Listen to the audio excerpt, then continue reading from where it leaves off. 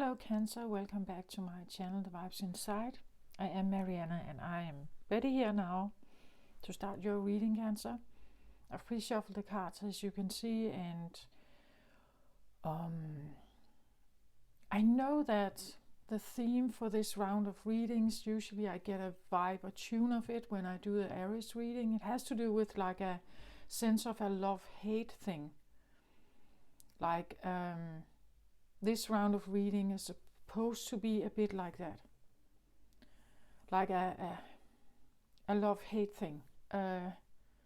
So this can be things that have to do with maybe your own qualities, right? That you know that there are things that you do, but some of those things can actually bring you in trouble, right? Or if you stick to it, it has a consequence or something. It's that kind of vibe that I have here.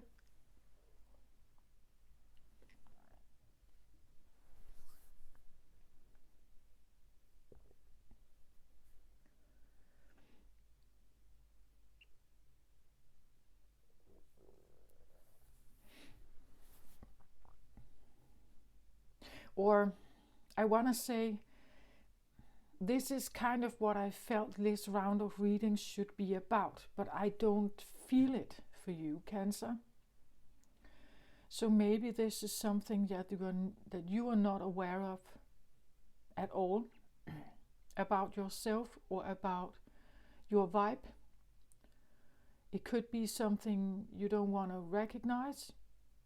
It's like I don't get it. I don't have that feeling.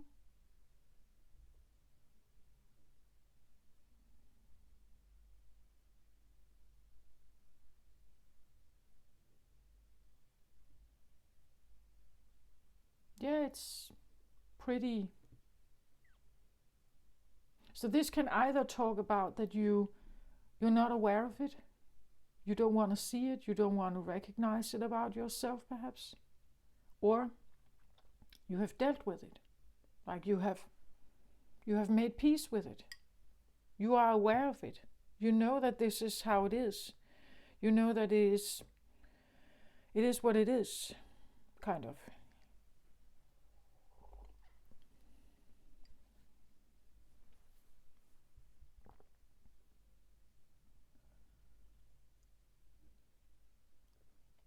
Well,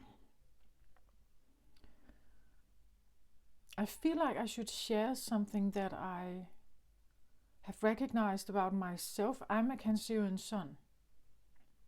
Mercury, Cancer, also.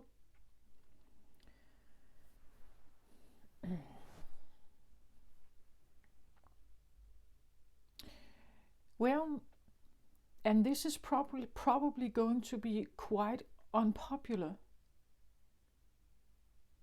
but I'm saying it anyway because it has helped me to understand why I have been feeling so disappointed sometimes and actually been in pain. So even though it probably is quite unpopular, I'm going to say it anyway.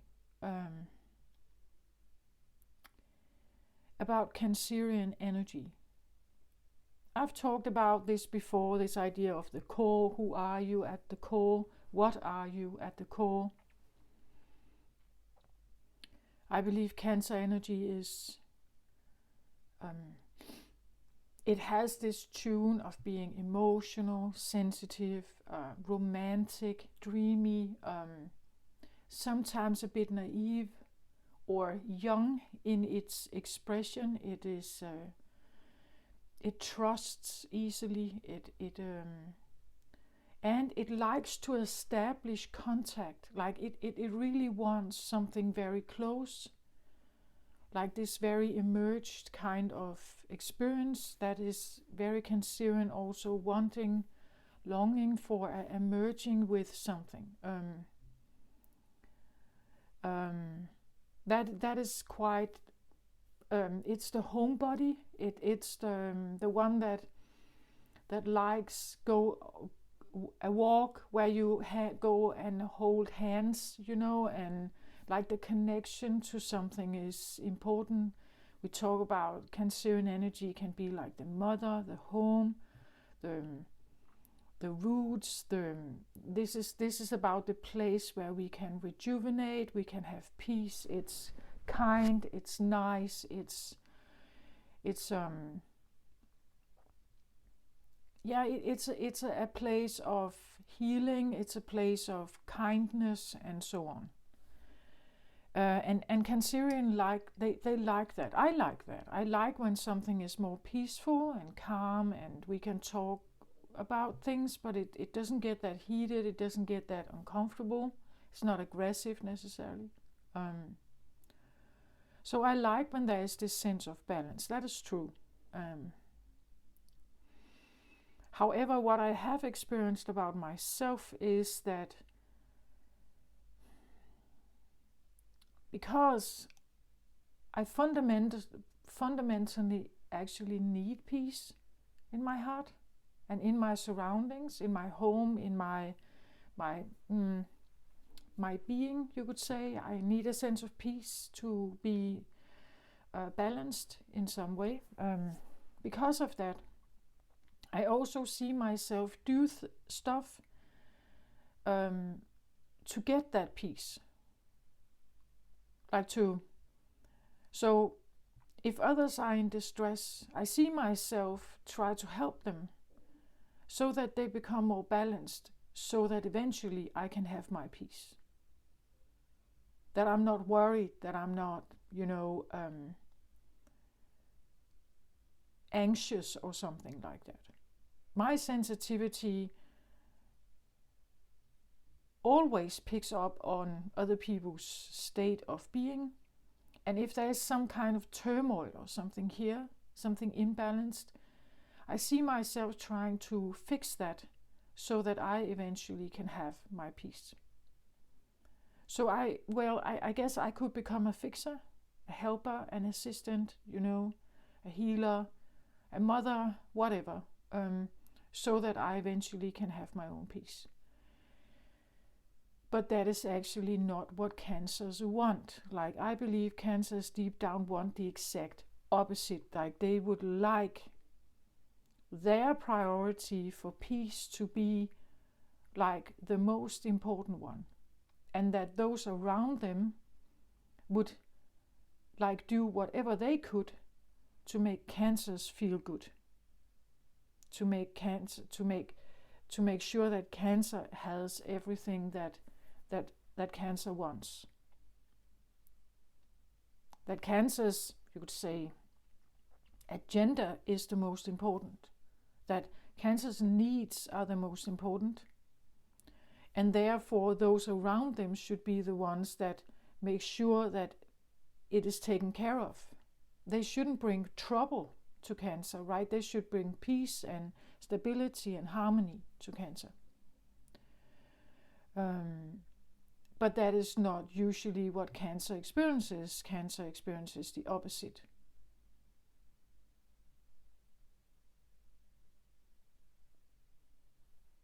Please let me know what you think about that. If you have a comment on that, please. But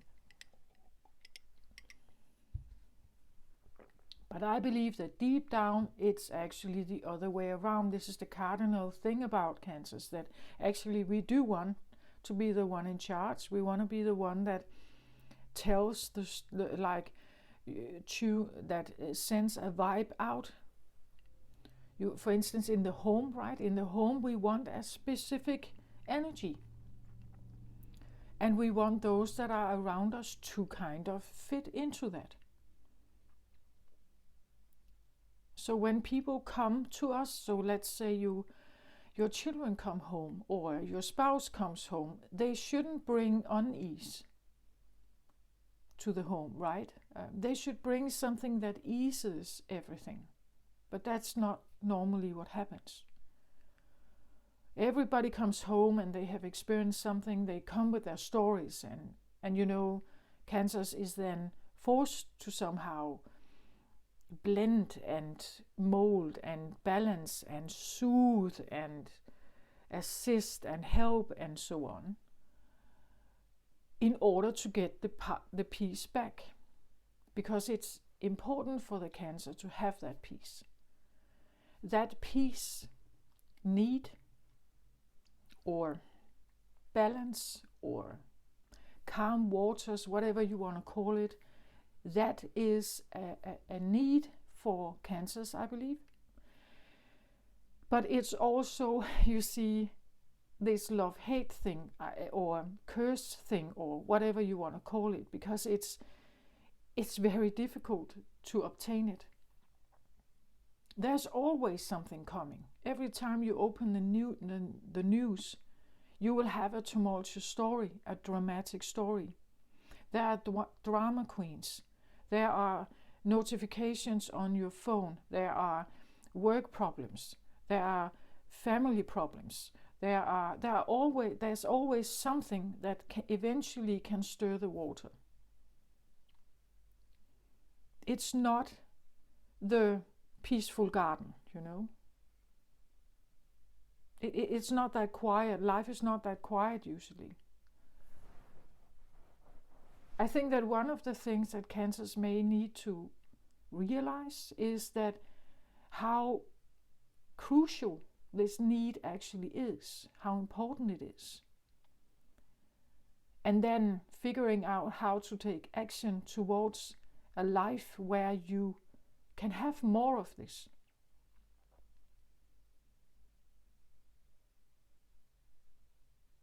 My mother was a 4-planet Cancer with very thick walls around her. She was very difficult to have, like heart connection with. I think one of the reasons for that is that she never had peace. Like there was no peace. She had 2 children and a husband. My parents had their own firm. So they were always working and, taking care of us as well, and my brother and me, and whatever it took in the home,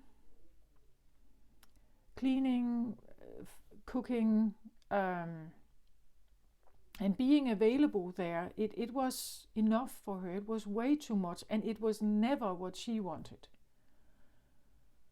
Well, she asked us, right? She asked us to have, to be quiet and not make a noise and so on. And she actually got migraines at some points, heavy migraines, where you pull the curtains down and you walk around in the living room with sunglasses and nobody should make a sound. So again, you see, she's trying to manifest this calm place where people would actually also consider her needs and do what she wanted. Because she needed it, like she needs this reassurance that there is calm, that there is safety. One of the reasons for the calm is safety. The sensitivity, the nervous system gets out of balance if you feel this turmoil. So you don't feel safe in your own home. You don't feel safe with those around you. For Cancerians, this is very important, and Cancerian children also. That this routine about something is quiet and calm, quiet routines about Cancerian children, are very important. And like living in the countryside, having access to nature, something that doesn't move much, like it doesn't make all this turmoil. Less children, a kindergarten with less children, and so on. It's the Cancerian brain and the Cancerian heart and everything is sensitive in that way, more than many of the other signs.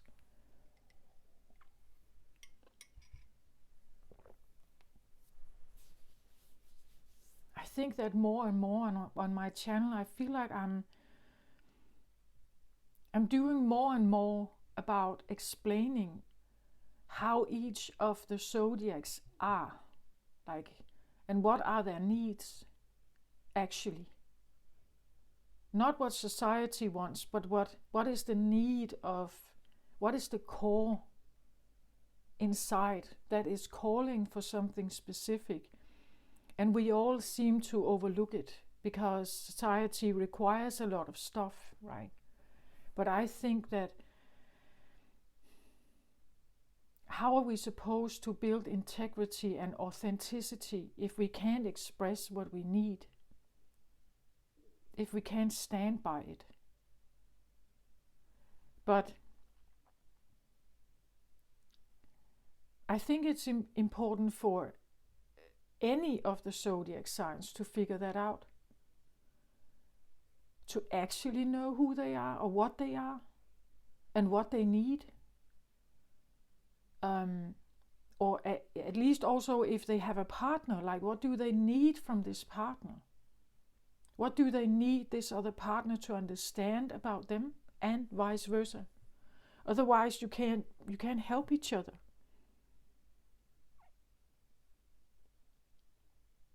It will not be helpful. It will be a struggle. It will be arguments. Understanding that a Cancerian has a core need for peace and quiet. Like this is crucial, I believe, with any partner.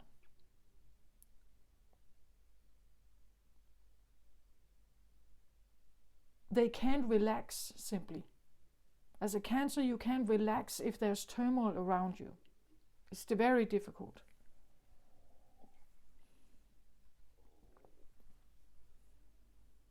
I grew up with turmoil around me, a lot of egos around me. They all wanted things their way, right? And I grew up becoming this fixer from a very young age, from a young child. Because I needed my peace. I couldn't have peace if there was this turmoil around me.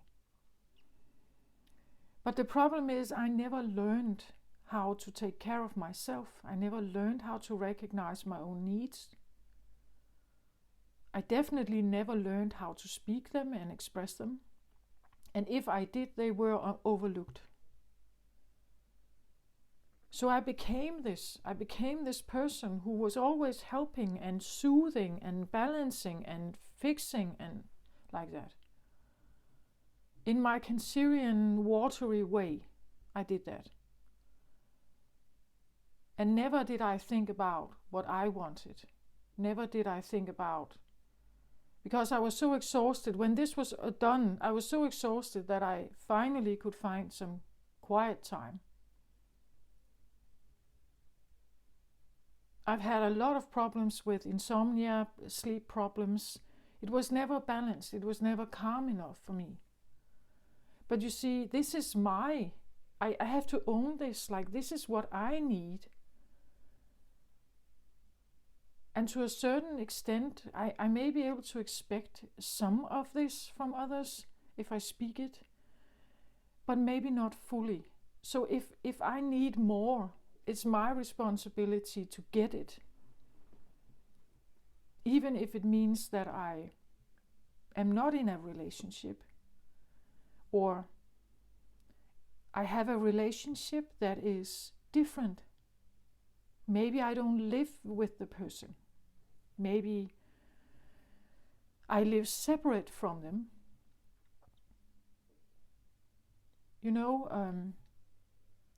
Maybe I don't sleep in the same room as them.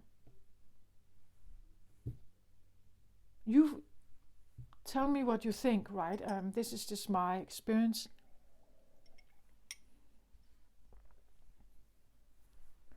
Because I see that Cancers really long, like they long for this two-ness, this two-togetherness feeling.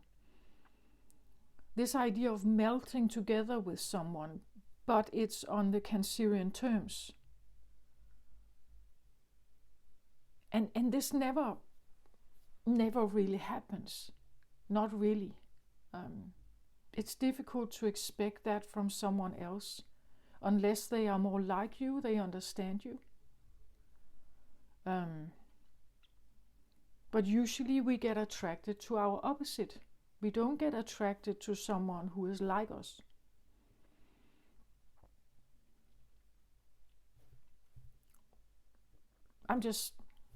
This is just my experience, and I'm just sharing it because when I finally realized this about myself, I thought, yeah, of course. Of course, that's why I couldn't relax in my marriage. Of course, that's why I had to break out of it. Of course, that's why it didn't work out. Of course, that's why I got exhausted. I understood, right?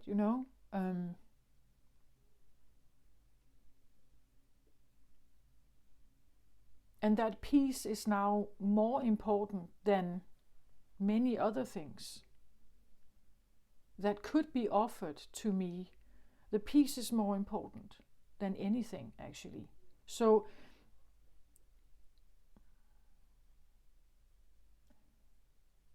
this is something about putting myself first, right? And choosing that the peace is more important to me. Of course, there will be turmoil from time to time, but it's my responsibility to choose more peace in my life. No matter what society wants or my family thinks about it, or or friends or something, no matter what they say, it doesn't matter really, does it?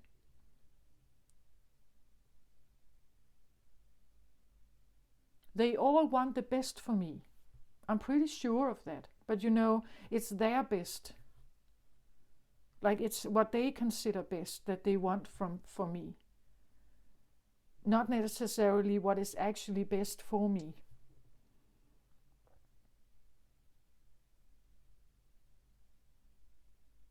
And that's it. Every zodiac sign, every person speaks from their core, like from what they believe in.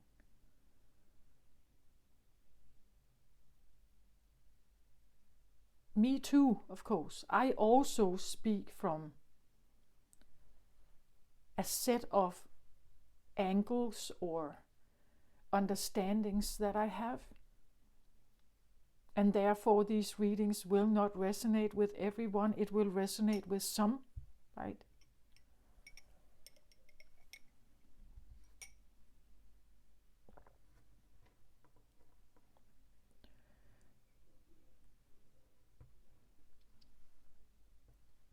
And I don't have it, like I don't want to judge like the other zodiacs, the other angles that you can watch this world from is just as valid as mine.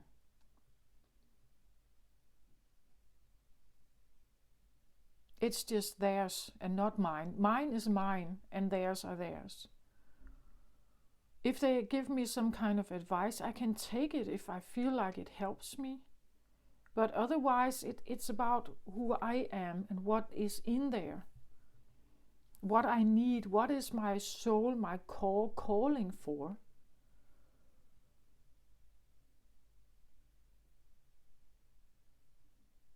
And yes, I think it is like that, like a Cancerian. The cardinal part of the Cancerian is someone who would like to, let's say,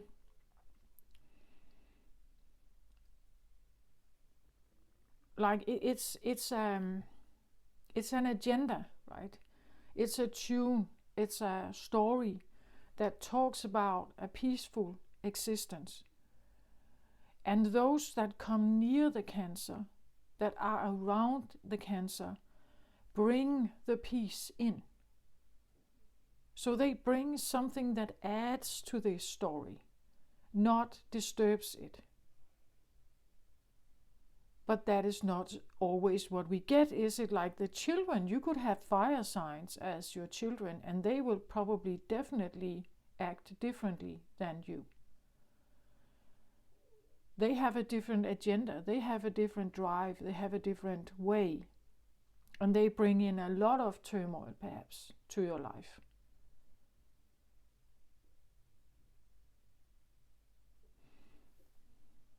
the aspect that sometimes, because Cancer is called, it relates to the fourth house. The fourth house is the home. It talks about the mother, the home. And it's correct that Cancerians can have this peaceful motherly tune to them, but only if they are able to take care of themselves. A Cancerian that takes care of themselves prioritizes their peace, their healing, alone time, takes care of sensitivities, rests, and so on. Yes, they can be motherly and peaceful and everything, and great healers and soothers. But if they are constantly surrounded with problems and turmoil, they get stressed, overworked, exhausted. This is my personal opinion. You can let me know what you think about that. But I think that it's a thing that if Cancers understand this about themselves, they will be able to take steps towards more peace, more time to rejuvenate and let go of whatever trouble has been reaching them or affecting them.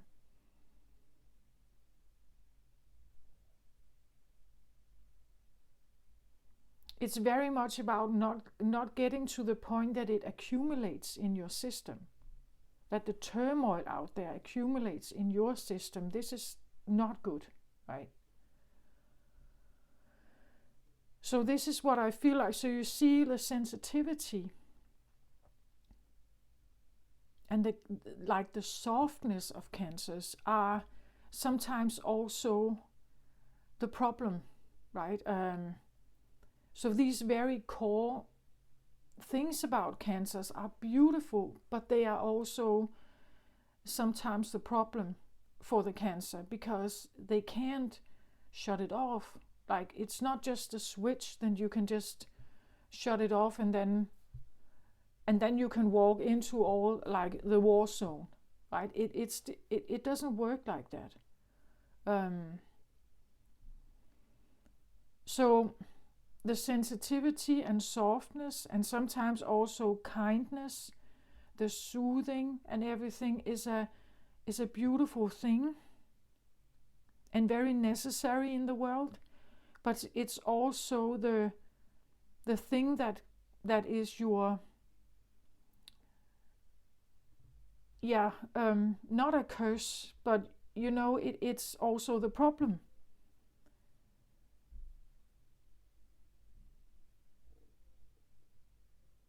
Because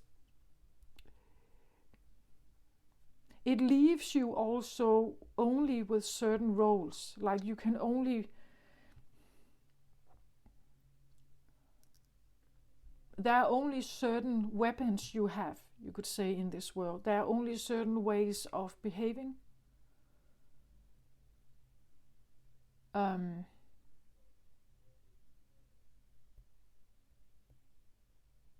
Of course you can get angry and you can scream and shout and everything, but again, it creates a lot of turmoil inside you, and you are the one who needs to calm it down again.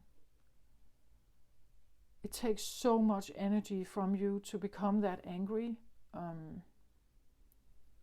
And I don't think that Cancers usually choose this. They sometimes choose just to avoid the problem, like they walk around it. They, tiptoe around it.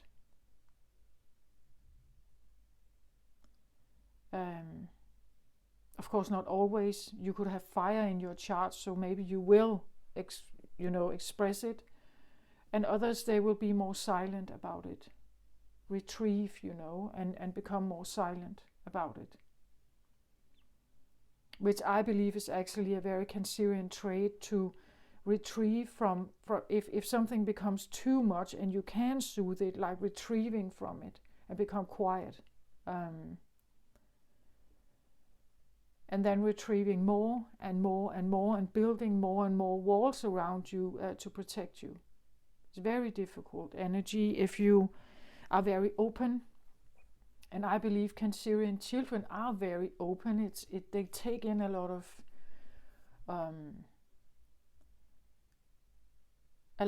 of energy vibration that they're not used to, or that they are not equipped actually to handle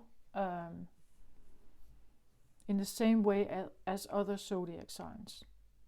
I believe Cancerian children are maybe clingy, they cry a lot. I think they are anxious. I think they could have problems sleeping, problems finding like rest and peace, they're more on edge, things like that. Of course, depending on the environment that they grow up in.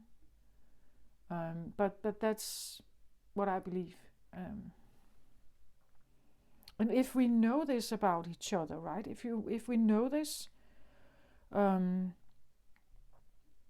like there could be a bigger understanding why a Cancer pulls away, perhaps, sometimes.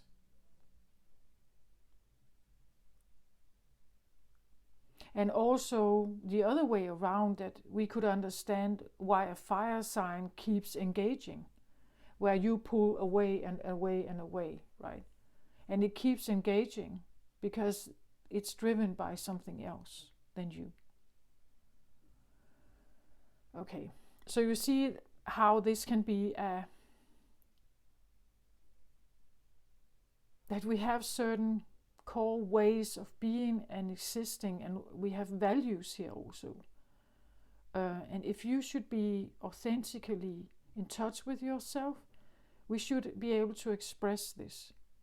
We should be able to express that we need more time, that we need an alone time, that we need time to cleanse ourselves from whatever we have been facing. We're not that quick necessarily to let it go, we need a slower pace, things like that. And others, they are just quick, they're quick to move on, quick to let go, quick to... And Cancerians, it's not like that, right? We remember the things that have hurt us. Like we have this black book, right? We have written everything. We have remember when it has deeply hurt us, and when it's a threat, where we don't feel safe, where we don't have balance, right? We remember all of this stuff.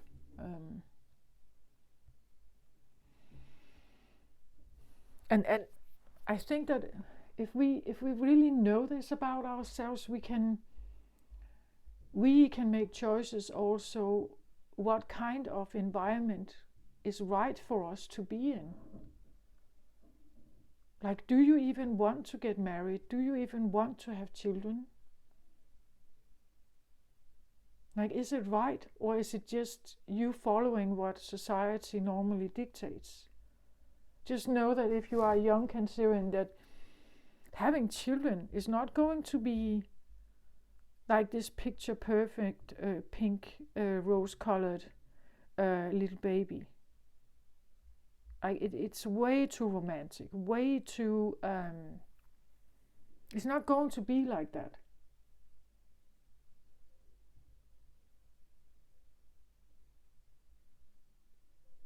Romance is kind of a fantasy.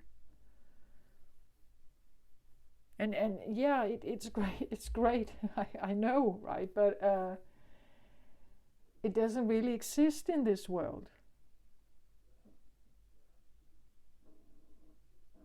It would be nice if it did, but it doesn't really. Like, when we meet a person, they always bring more to, like, we fall in love with something, and then they bring this other side of them as well, the shadow. I bring my shadow, right?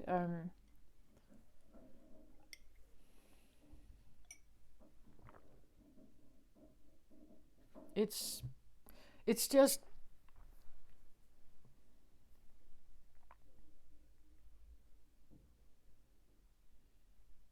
And we can keep looking for this love, this dream love person, We can keep looking for it and never finding it.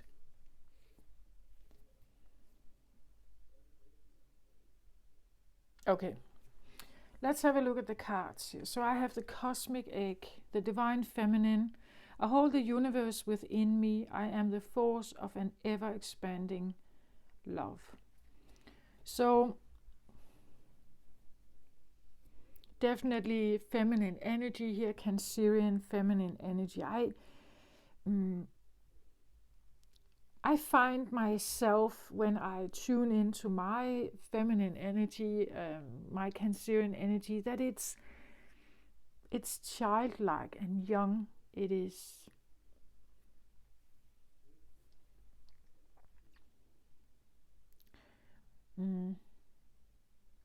it actually corresponds mostly with a very young age where and I think it's because Cancerian energy favors this. Like it really prefers to see the world like that. A world where everything just gets along. Like, and that is again a bit rose-colored, right? But a rose-colored place where everybody gets along. And that's why it's somewhat peaceful and quiet, and we play, we have joy. It's a joyous, kind place. A bit rose-colored, you could say. It's the place when children are very young and they just, they spot each other and find each other, and then they just play, and it works out. It's fine. It's nice. It's kind. Nobody gets angry with each other. Nobody gets, punches each other, or there's no aggression. There's no power struggles.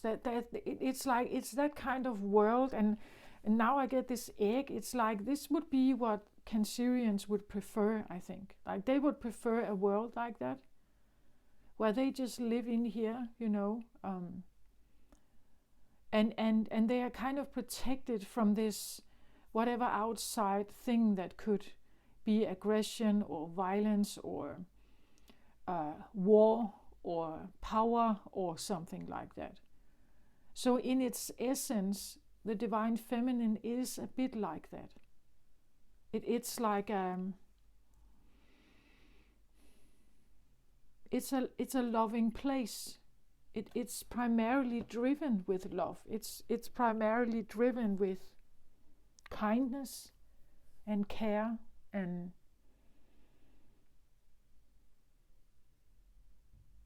I believe also that if a Cancerian is kind to another person, wants to help someone, it's because deep down they would like the same back.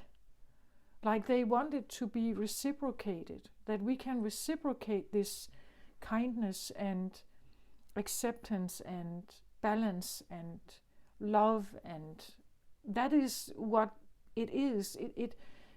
So we can give it out, to get the peace that we need, yes, but also that they can give some of this back to us. I believe also with this melting of the Cancer that they would like this two-ness, like if they could melt with someone who would be like them, like they would return this, right? That they would return something similar to the Cancerian. That would be so beautiful, right? So I try to give you something that is soothing and kind and something, and then you can give some of this back to me, right? That's not necessarily what happens sometimes, perhaps, but sometimes you also give to something and they don't give it back. And then you can become disappointed, sad, angry.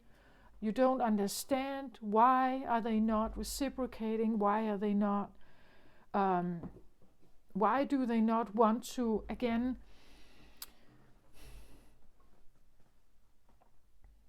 if people bring turmoil to your life, they disturb your peace, you could say.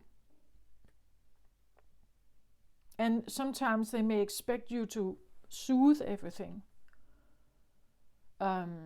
So that can be the role that you end up in. You become this nice one that just fixes and soothes and understands and always cares about others.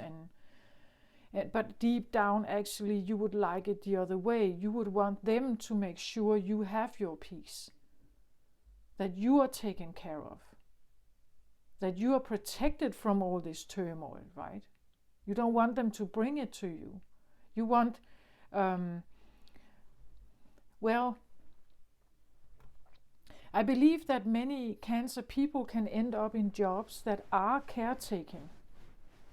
Like they can become mothers. They can work in fields of caretaking, being nurses and things like that. But it's way too much. You never find your peace there, right? You can help people, and yeah, it can leave you with a good feeling that you are helping others, but it doesn't mean that you necessarily get it back.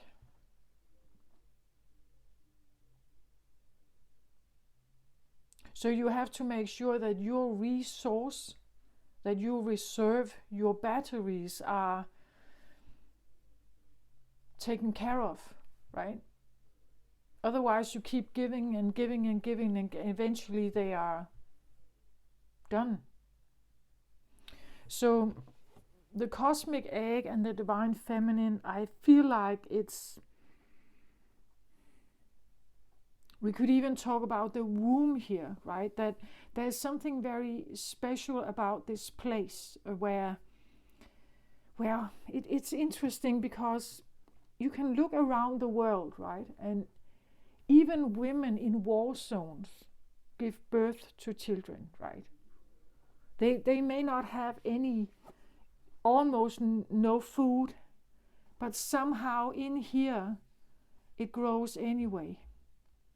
Somehow in here there is a special environment here that is somehow shielded from the outside world. The child is still growing.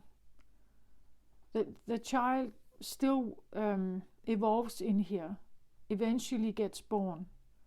But as long as it's in here, it's like it's shielded from the outside, right? That's what I feel like the divine feminine also can do. Also as a mother, if you hurt your knee, you run to the mother. She takes you in and to her heart here, right? And she has a way of like making this bubble, right? Where you are, for this moment where you are crying and you need to get this soothing, you could say, this balance back. They have a way of making this particular realm available to someone. But it doesn't mean that they necessarily get it back. So when the child finds more balance, then the knee doesn't hurt so much, she can open up again and they can run and play, right? But it doesn't mean that she gets something back. She doesn't get this back. She, like, who is the womb for the Cancer? She can act like this for everyone else, but who provides it for her? This is what I feel like you need to become aware of this, that how can you become your own womb, you could say. What do you need to have your own womb? And then ask for it from people. You have to tell them, right? And even if they walk away, even if they don't want to provide this for you, this safe haven, this arm, that you can get into those arms from time to time if you need it, right? Or as I said, this could talk about that you need a place of shelter. And how to make that place for you. As I said, maybe you need to sleep alone in a room by yourself where that is a way of shielding yourself from other people's energy. That the one beside you, their energy is not influencing you while you sleep. That you have to have your own space when you are rejuvenating. Maybe, as I said, maybe you have relationships that are different. Maybe you don't live with your person. Maybe you live apart from them because you need this somehow. Like you need your home to be your womb, if you understand what I mean. You need it to be quiet. You need it to soothe you, you could say. Do you understand? I hope you understand. So what is in your home, for instance, if you live alone, it's something that you have chosen. It's something you like. It's something that is accommodating you in some way. It has a certain softness, or maybe it is, you have taken everything out of your home that is loud, that makes loud noises, or whatever it is for you. Maybe you decide that my home has to be in the countryside. I can't live in the city, right? Everything that is in here is something that I have particularly chosen this for my interest, because I need it. I need this to be around. It has to be present for me to feel safe, for me to relax, for me to push away also these, like if we see this red here around, this could indicate, other energy that could be of, that would like to impose itself on you, right? That you somehow have shelter here, that you are not influenced by outside effects. This is in the center, and well, maybe I'm speaking to someone here who is quite aware of this, you could say, thing about Cancerian energy, right? That, as I said in the beginning, I didn't have this feeling of what this love-hate thing could be, and either it's because you're not aware of it, or it's because you have dealt with it. Like you've already shielded yourself here from something. That you have put yourself in a cosmic egg here. You have put yourself in your womb. You have created a womb around yourself that is protecting you from, you could say, outside influence. So either you have done this, or you are in the process of it, or you have become aware of it, even maybe also from what I have been saying today.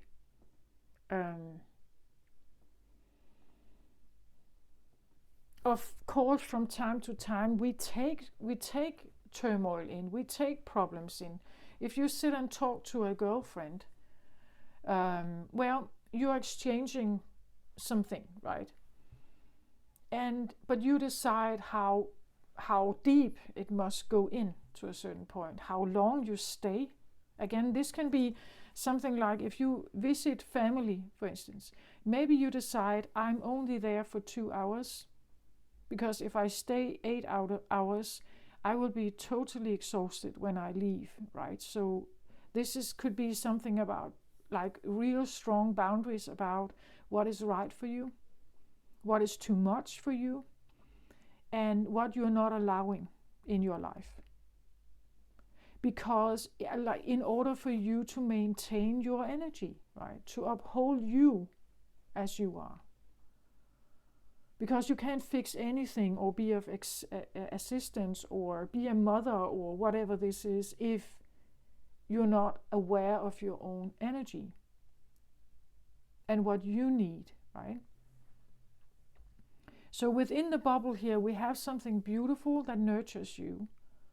I hold the universe within me. I am the force of an ever-expanding love. So this can also talk about, like, places or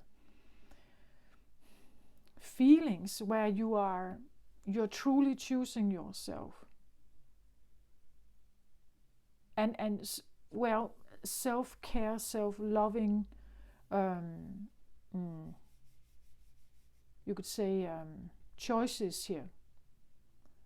No matter what else the world around you would say, because it is important for you to maintain your energy. As I said, usually Cancerians, I believe that you can attract people that take, because you easily become a giver, but not necessarily and it means that those that get attracted to you can become takers. They take this thing that you give, this kindness and this soothing and this balance and this embrace that you have. They walk in there and they just love all this motherliness, and then they walk away again, and you could stand there with this feeling of, well, now what? Yeah, I get my peace back, but I didn't really get this feeling of connectedness, perhaps, right?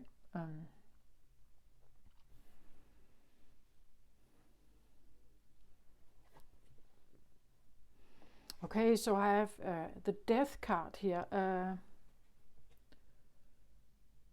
In the Crown position,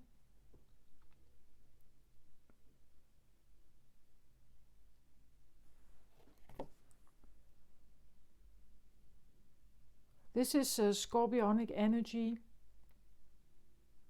Actually, I feel like because it's in the position here, Scorpionic energy is, well, it's usually, well, Scorpionic energy can talk about transformation, death, and rebirth. Maybe and this could be on your mind, right? That you are aware that there's something you are rebirthing. Again, this could talk about the womb, rebirthing yourself, rebirthing some part of you. Again, depending on where you have your Cancerian placement here. I'm very drawn to the rose here. I think it feels to me like I keep hearing black rose, black rose. It tells me something about like turning a black rose into a red one, perhaps, right? Like being in a process of, like, let something die here to be rebirthed again. It's been a while since I've seen this card.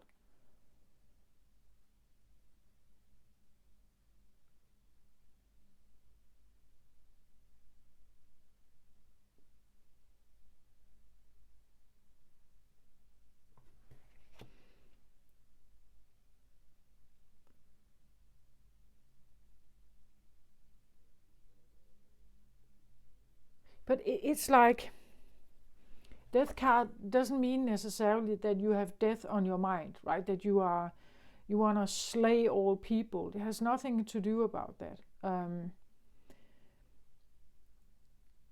It's about maybe letting something die, an awareness, some kind of consciousness, some thoughts, some values perhaps, or the role, as I said, that you have been playing a role.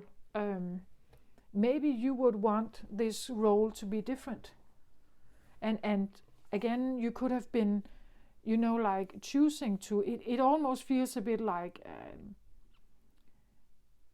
isolation. Like you may have put yourself somewhere where you're not allowing something to have access or influence you in maybe because you are in a rebirth situation here.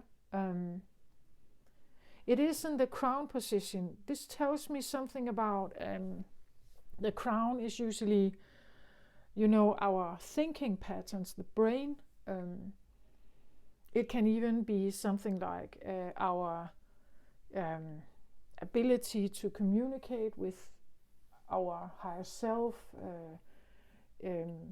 intuition. guidance with the higher realm, and we have death here. So it's like it seems like there is something that you are letting go of, or you are saying no to here.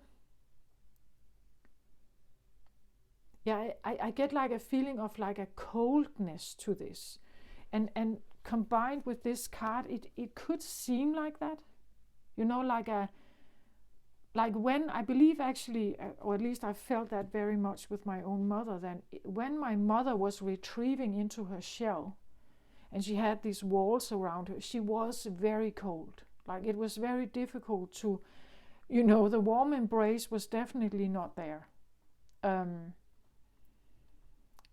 She would retrieve into her own shell, and you only got this cold surface somehow from her, right?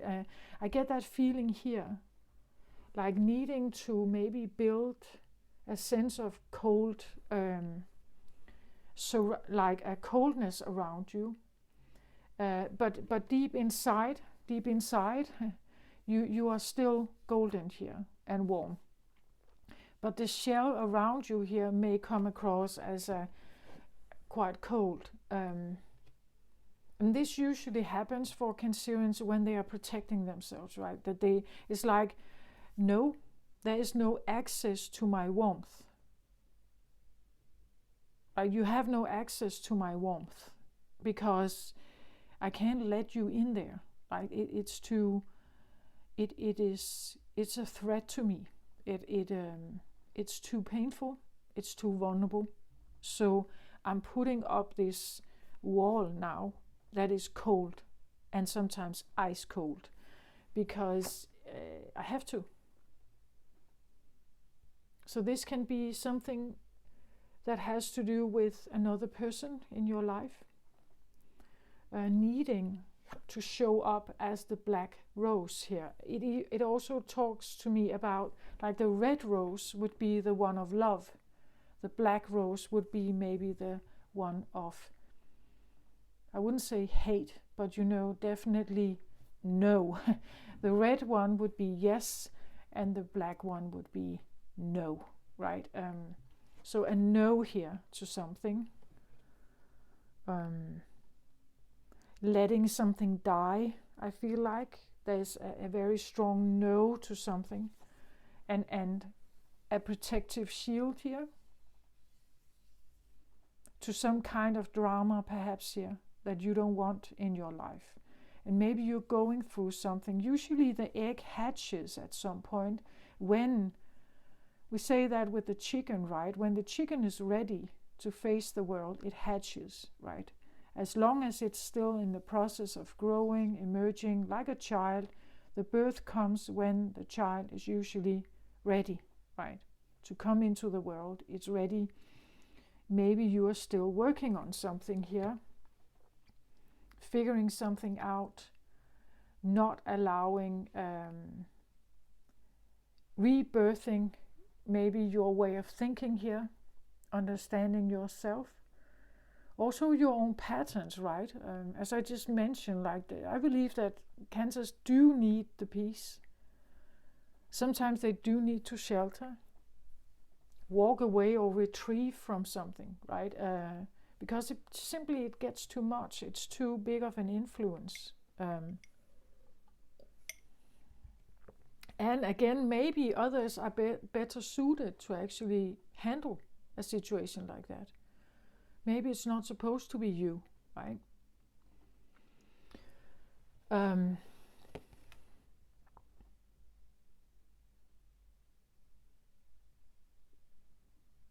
I don't know if, where was that?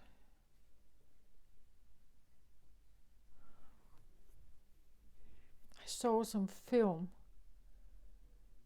Where there was this woman singing a song, something about "We are the black rose." So the black rose, I know it's white here, right? But I get that like black rose. That the black rose, like a black rose, can come out of pain, like that pain is the reason that or stress or hurt is the reason that the rose is black and not red. So from, you could say, despair,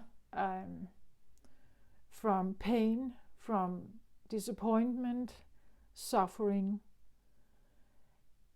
something else can build, right? Something else can build because of that, like because of this experience, you transform. And I think cancers do that a lot, because they are forced to, like the world gives us no choice, like we are forced to face these disappointments and this pain and all this stuff, because we never really get what it is that we need, really. The world is not that rosy. Maybe if you are very lucky, you have very beautiful parents that take care of you for a while at home. But then you get out in the world, at school, kindergarten, school, and so on, and things happen there that are not really what you like. And that's how the world is. And this is something cancers have to understand, but they don't like it. And it gives them dis-ease, right? It gives them the feeling of non-peace. It gives them a feeling of that they can't find security, they can't find safety anywhere. So the wall comes, right? Every time you have that feeling about something, it's like you may find yourself wanting to build another wall, right? Every time you have that feeling, you would like to retrieve into your shell here and put up your walls and just sit there to, you could say, heal yourself, right?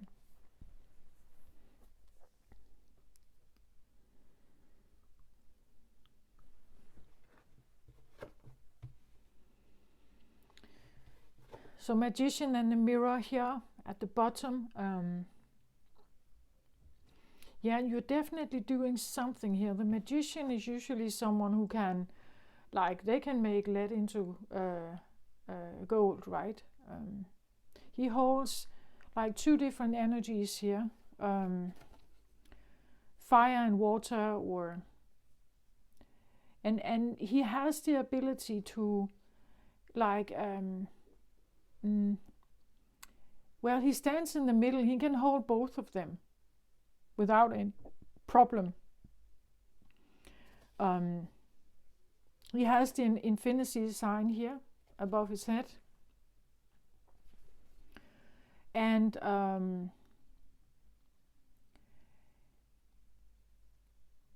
I feel like this feels to me like a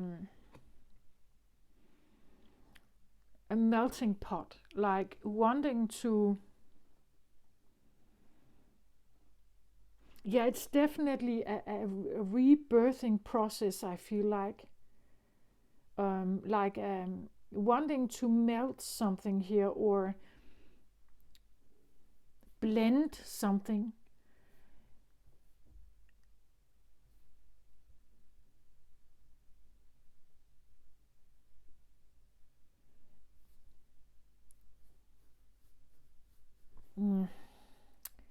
Let me see, I want the book for this Magician here.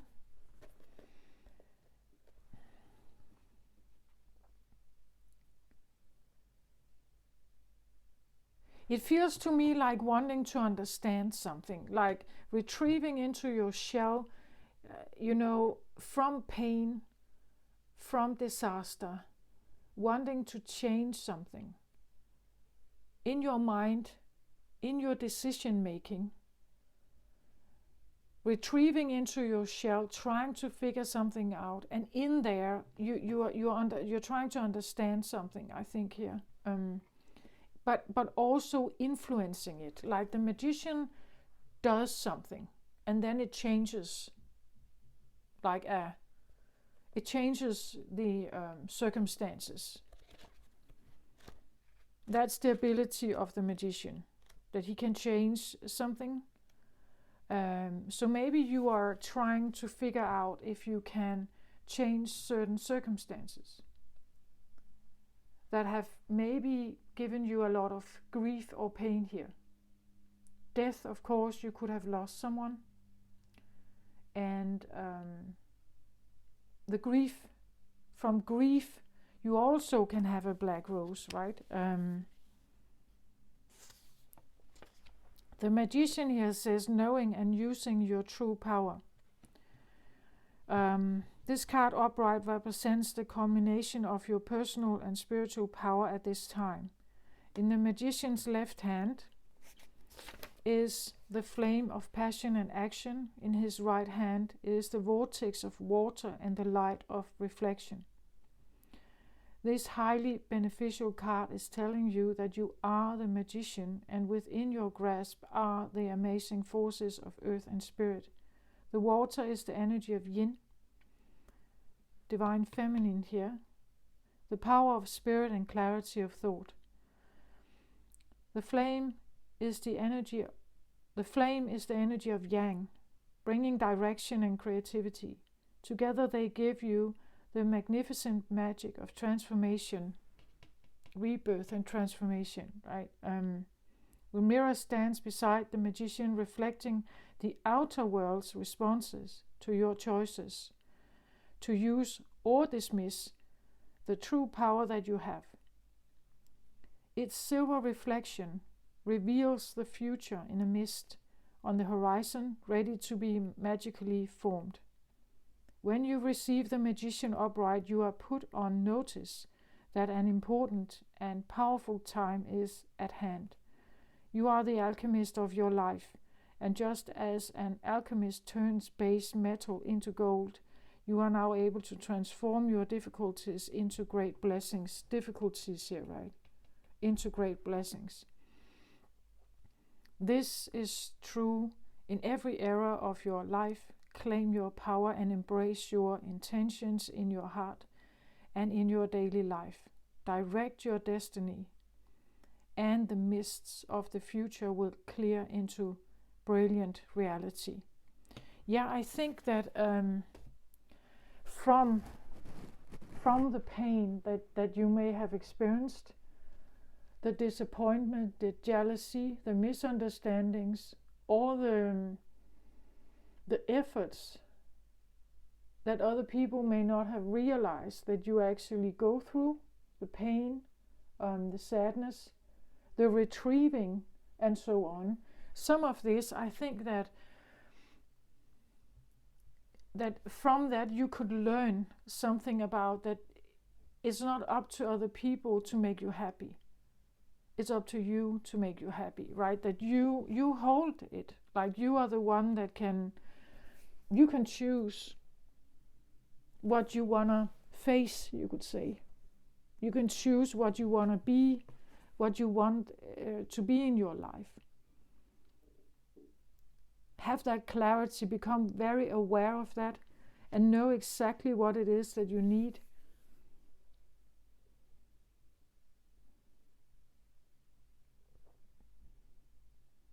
This is in the root position, so it tells me something about that well, it's available.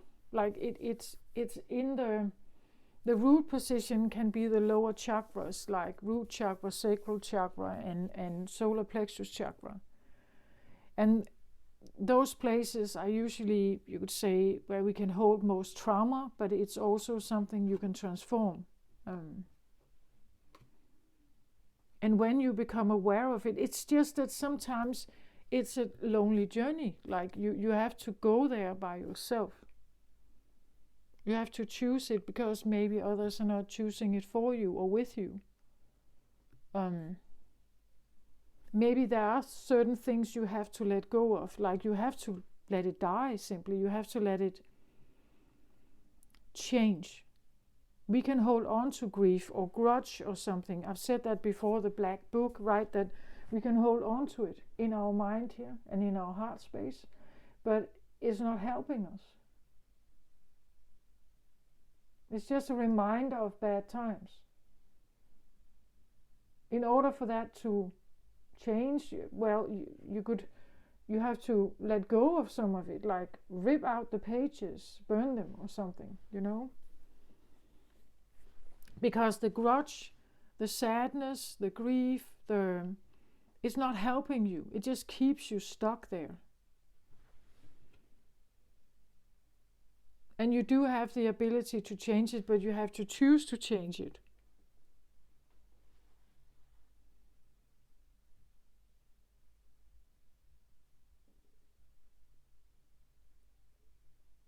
If you find yourself having a difficult time actually choosing to change it, it must be because there's something here that for now helps you.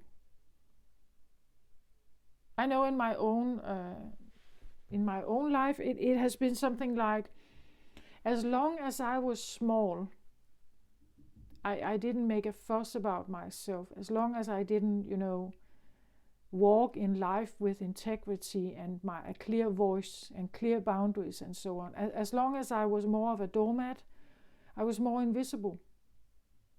Nobody could see me. Nobody would point a finger at me. Nobody would criticize me. Nobody would expect much of me. Nobody would. But when I start wearing a crown, when I start to get my integrity back, when I start to speak my truth, when I start to not accept certain things and choose differently in life, people notice me. Like now my family sees me differently.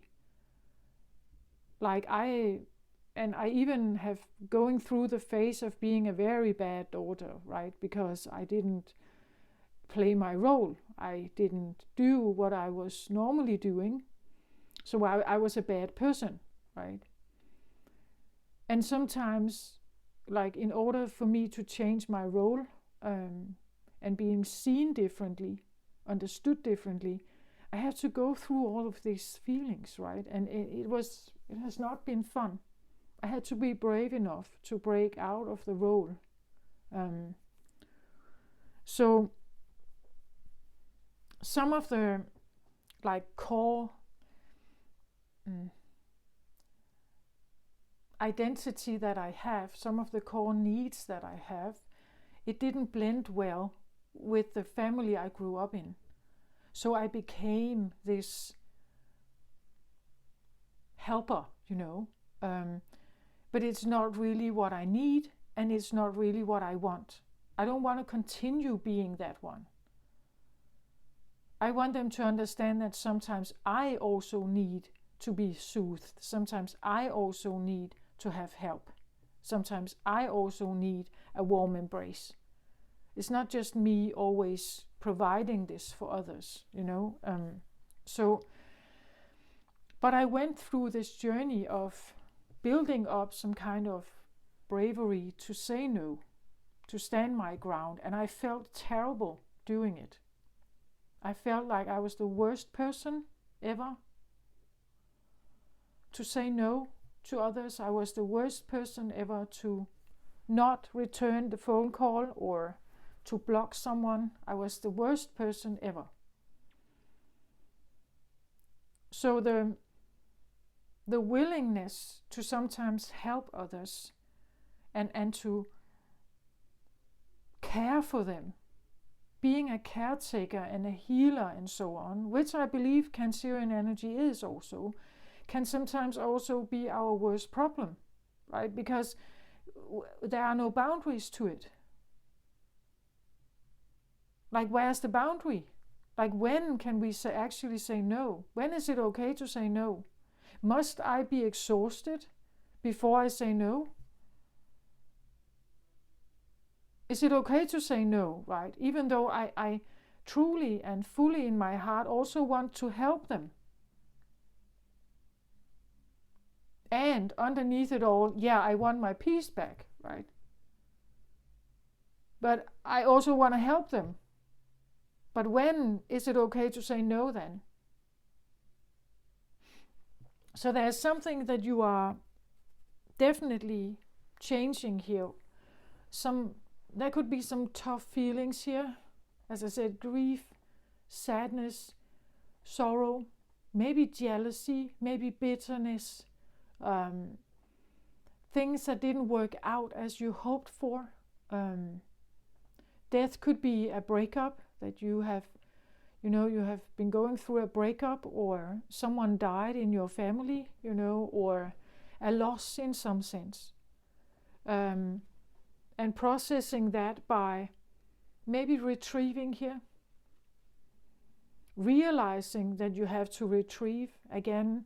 Maybe this is a terrible breakup from someone, and you have to hide yourself, or you have to really leave, and to heal yourself. You have to understand, first of all, that you can heal yourself, right? That you do have what it takes to heal yourself. You're the divine feminine. This is actually one of the features that I believe are very important also for feminine energy to know. Because feminine energy does at some point hold love in there. Some more than others of the feminine signs, but Cancerians definitely.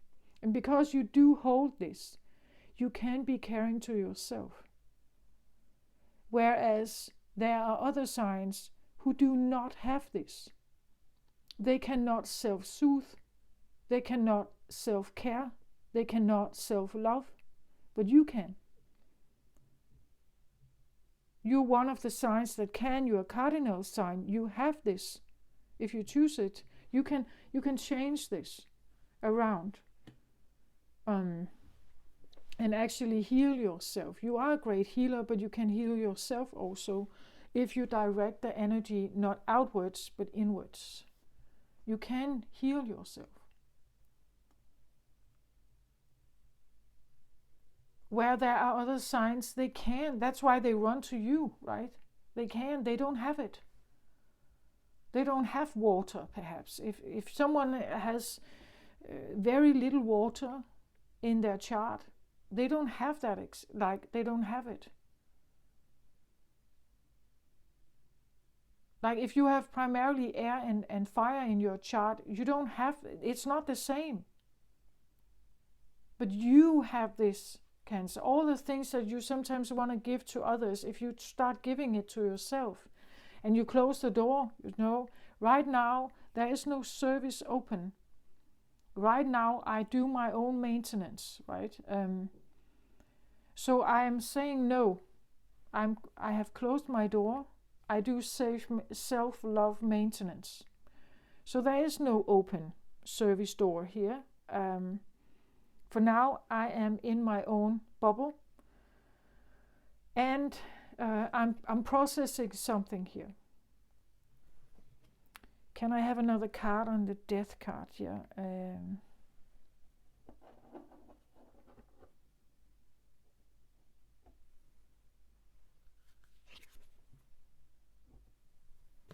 I get the Time Master here. The Time Master tells me something about divine timing, that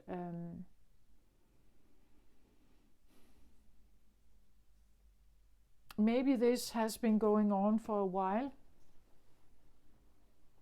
Maybe this has to do with something that is not even in this time. Like Time Master for me can be, and I saw this 8 sign, which on the side here becomes the infinity sign, and we do have that with the Magician here as well. So it tells me something about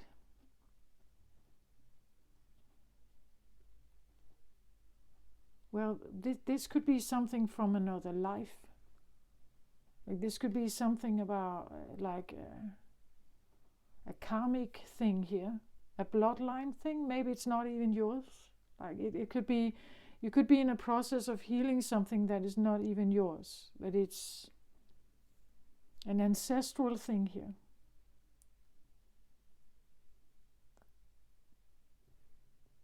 An ancestral thing.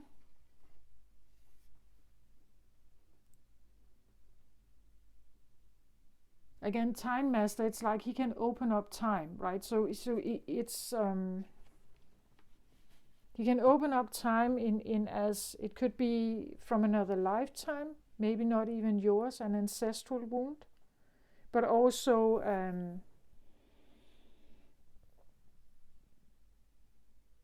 a divine timing aspect, that there is something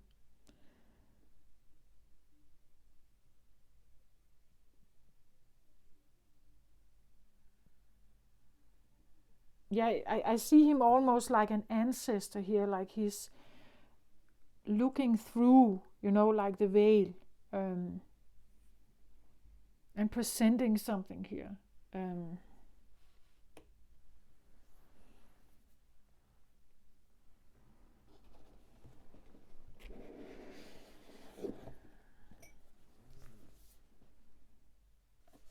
And again, because there is perhaps a divine timing to this, to understand maybe also if this is not your own grief here or sadness, it could be,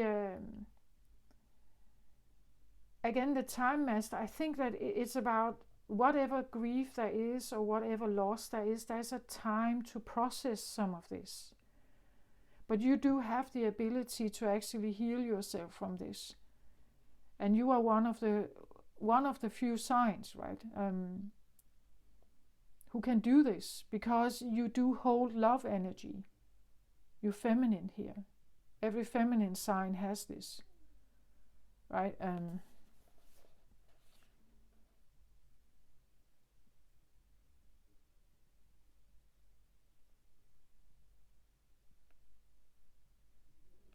Yeah, it feels like, again, there's something about when I look at the background, there's these cycles. I don't know if you can see them, but they look like well,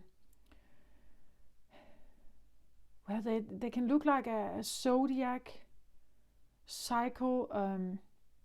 There are certain signs here, like planetary placements. So again, the time master for me, it's like he can open up time and space.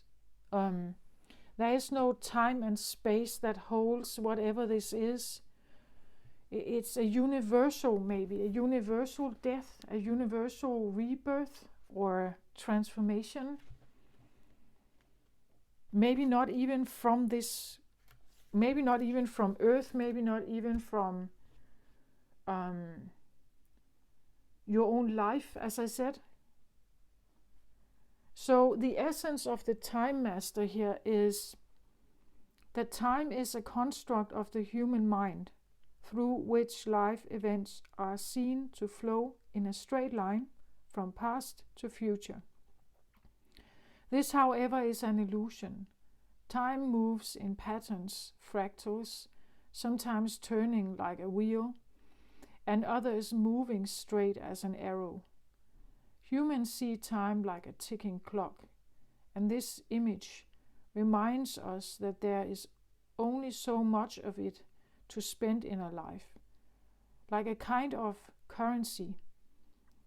At any given moment, you can see time in all its infinite potential, at once vast and all-encompassing, then shrunken and finite. It all depends on perspective.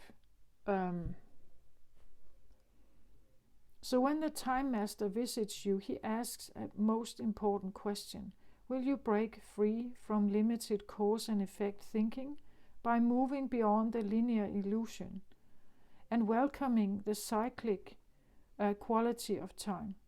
You find yourself in a moment when the wheel of time turns and you are able to influence the past, thus changing the present and future simultaneously. This is the true test of the time master. You are being invited to take back your power, so let go of the past and choose to step into your life. In this moment, you are all powerful. You are the time master. Anything is possible now. So you see, there's something about perhaps a loss in some sense here. But you are invited to see the loss as, if your brain thinks only about this loss, that is what you're manifesting. There is no other choice. The universe has no other choice but bring forth something that keeps reminding you of this loss, this problem or this lack. To transmute it or to transform it, you have help here from the Time Master if you allow yourself to think differently. I've said before on my channel that according to quantum physics, there is no linear time. Like, time is a circular process where past, present, and future is simultaneously present. So it means that if you think about a so-called past death, it is also in your future. It's also in your current. It is in your current if you think about it still. And it will be in your current a minute from now, or in the future a minute from now, or 2 minutes from now, if you constantly think about it. In order for that to change, to have the sun here, for instance, well, you have to understand that it's not necessarily a given, right? It's not necessarily a given that only this exists in your future or in your current because it happened in the past. Because it happened in the past and you're grieving doesn't have to mean that you will keep grieving. But one of the ways to transform that is to become aware of it and to choose that something else can exist, maybe simultaneously or instead of this. You see, before the grief, before the loss here, before the death, something else was present. Before the death, before the loss, something else was present. Maybe there was joy here. Maybe there was laughter. So if something else in the past was present, laughter or joy, connectedness, according to quantum physics, it's still present. It's what you choose to think of. Like, if you choose to think primarily on this, it will be in your future. But what if you choose to think about what was before as well, or simultaneously? You see, it's like you can bring past memories into the current, into the future. You decide that.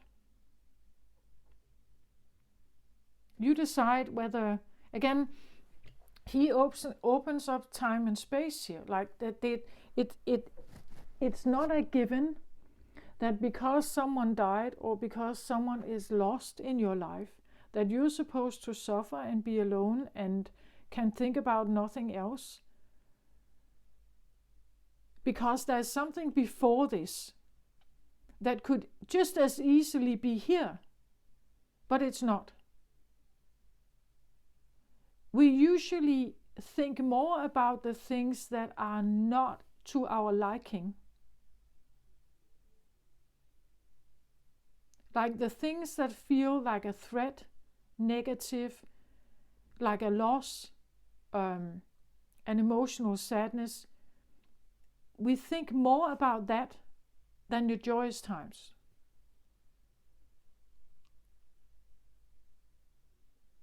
If someone died here who you cared a lot about, of course you can think about the loss, but what about the good times?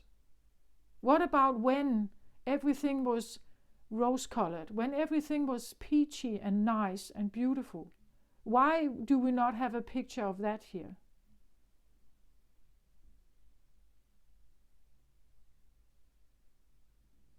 It's because the loss makes us self-pity, right?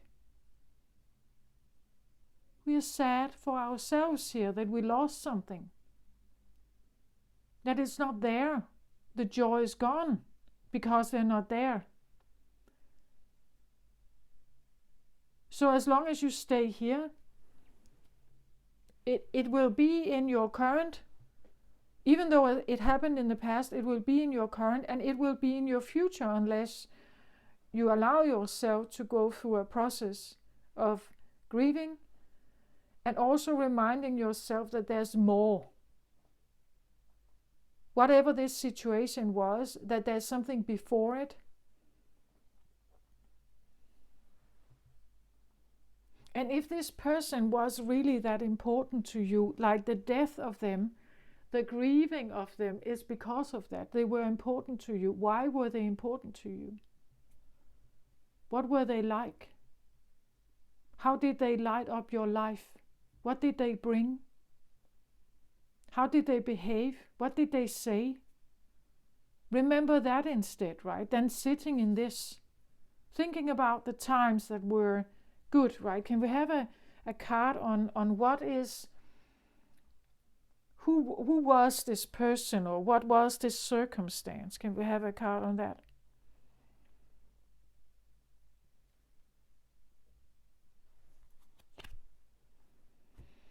So I get a messenger of fire here. This could be a fire sign, right? And look at her. Look at how she lights up everything here with a crown of candles. She always reminds me of Lucia, right? Lucia was the one that there was a young girl who during hard times she went into the sewer where people were hiding, and she brought food to them. In order for her to carry most food and supply, she developed this crown of candles so that she could see where she was going and still carry as much as possible. So this would be someone who would bring something.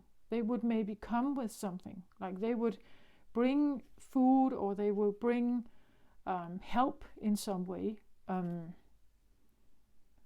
Probably quite beautiful, probably again a helper energy. She could have stayed at home, right? But she didn't. She wanted to help those who were in need and suffering, or even in pain or hurting. So you see, there is something here that is dying. Maybe this is you, right? Maybe, as I said, being a fixer, a helper, a healer, someone who brings soothing or soup and help and warm blankets to the needy people, or to those who are in need. A helper, a fixer, what is that called? Samaritan, you know. She could be a Samaritan, this one. Maybe you're going through a process where you are, again, closing the service gate here. The door is not open. That you are maybe letting go of this role, like this Lucia, this beautiful, virtuous, kind, caring, giving and healer energy here, right? Maybe you're going through a process where you're transforming her, right? That she, because every time she went out to give food to these people, she would actually bring herself in great danger. If the soldiers saw her, or if she could be killed every time she went out there. But you know, it was her heart. She was crying for those people in the sewers who were hiding and in pain and hurt and injured. She wanted to help them, so she got out there. But you know, she brought herself in great danger, and I feel like it seems to me like there could be something about. Again, the Time Master could be telling you something about it. Maybe you have been like this for a long time. Maybe Cancerian energy has been in the helper role for a very, very long time, for decades, for hundreds of years, that this has been how Cancerian energy has turned up in the world, right? This is how it has shown itself. This is what it's known for. But then it feels like you want to transform this. Like you want to transform her here. Or something about how you spend your fire here. How you spend your energy. Do you want to stay Lucia here? And maybe you don't want to be in that role. It's not supposed to be taken for granted, right? So maybe you're going through some kind of process and looking at the pros and cons about this. Is it possible to change something as embedded as it may be in you? Is it possible to change some of these circumstances here? And you are in this womb, I feel like you are in this transformation bubble where you're trying to figure this out. It may take time, but the Time Master, it tells me something about that this is more than you perhaps. This is like a bloodline thing. Like you could have been raised, to be this one. Because your mother was, and your grandmother was, and your grandmother, and so on. That there's this expectation of being in a certain way, acting in a certain way, carrying out a certain role, And the Time Master, again, it opens up everything. It's like having a view of, let's say, your ancestors and how they were, how she has been there all the time. That everyone with Cancerian energy has this somehow, right, in your bloodline.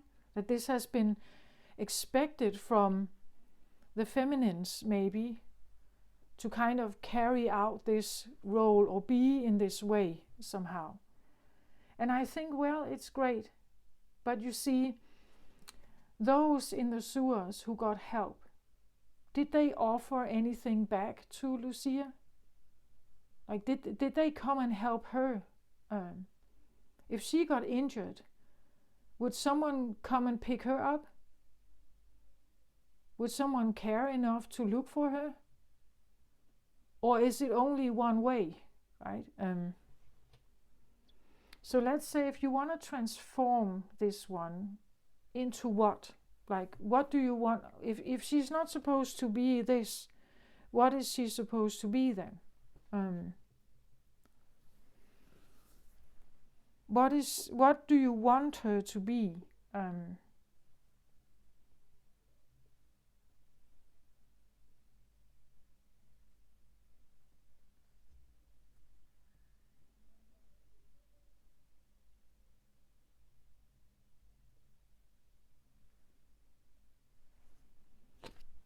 Yeah, so I get a strength card here. Yeah. So you would like her to be strong, right? You would like to be stronger. Maybe, I don't know, maybe you still want to be Lucia, but you want to be a strong one, right? You want to be a fierce and brave and strong. This is a Leo card. So this is being Lucia, but with the strength of a lion, wanting to bring fierceness and strength and bravery and again she wears a crown. That also tells me something about it. Well, it was a helping decision for Lucia so that she could carry more food, but it also tells me something about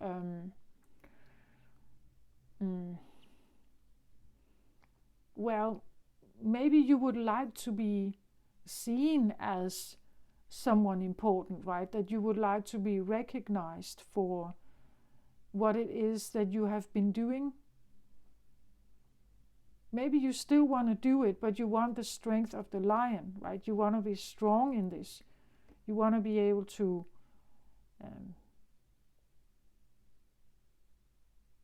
get something like invincible, like that you cannot be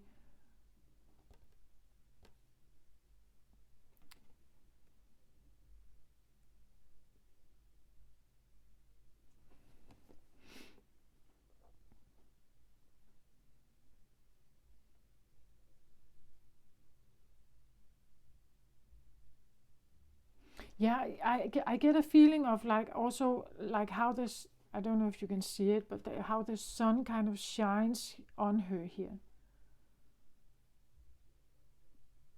I get the feeling that you would like some kind of recognition. I feel like a recognition of what you have been doing, what kind of role you have been playing.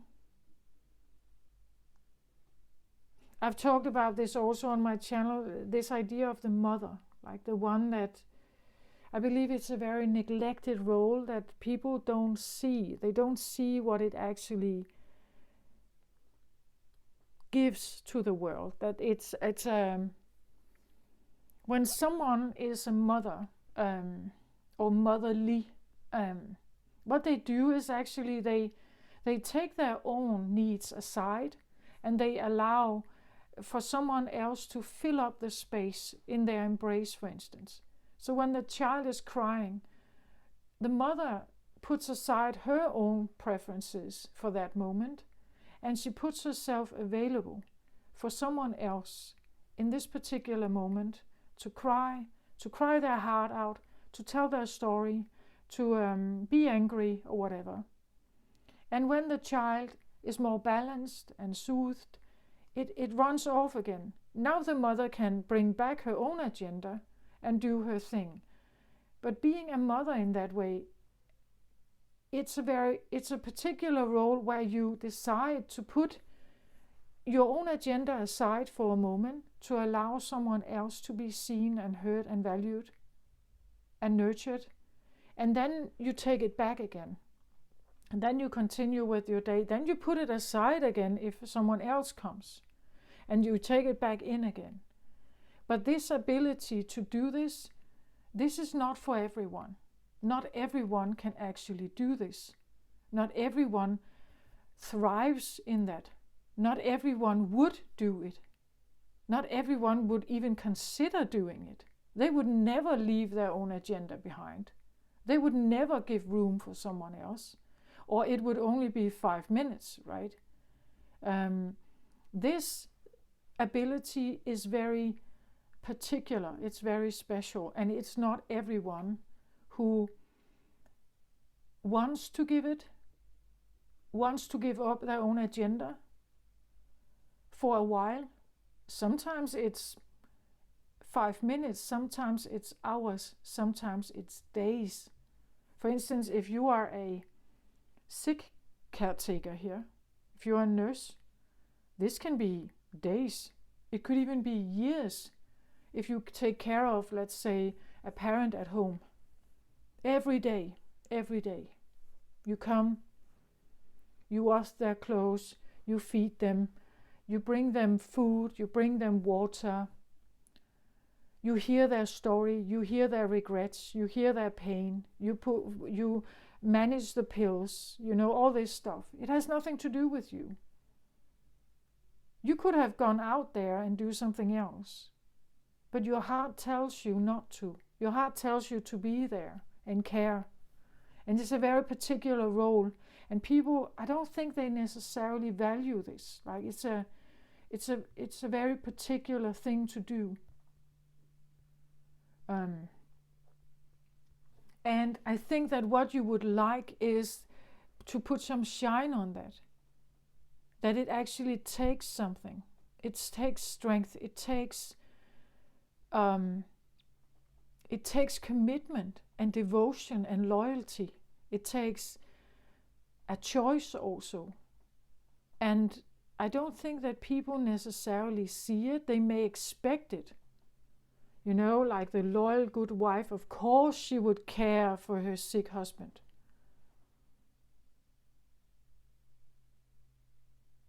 Yeah, she probably will. But it doesn't mean that it's like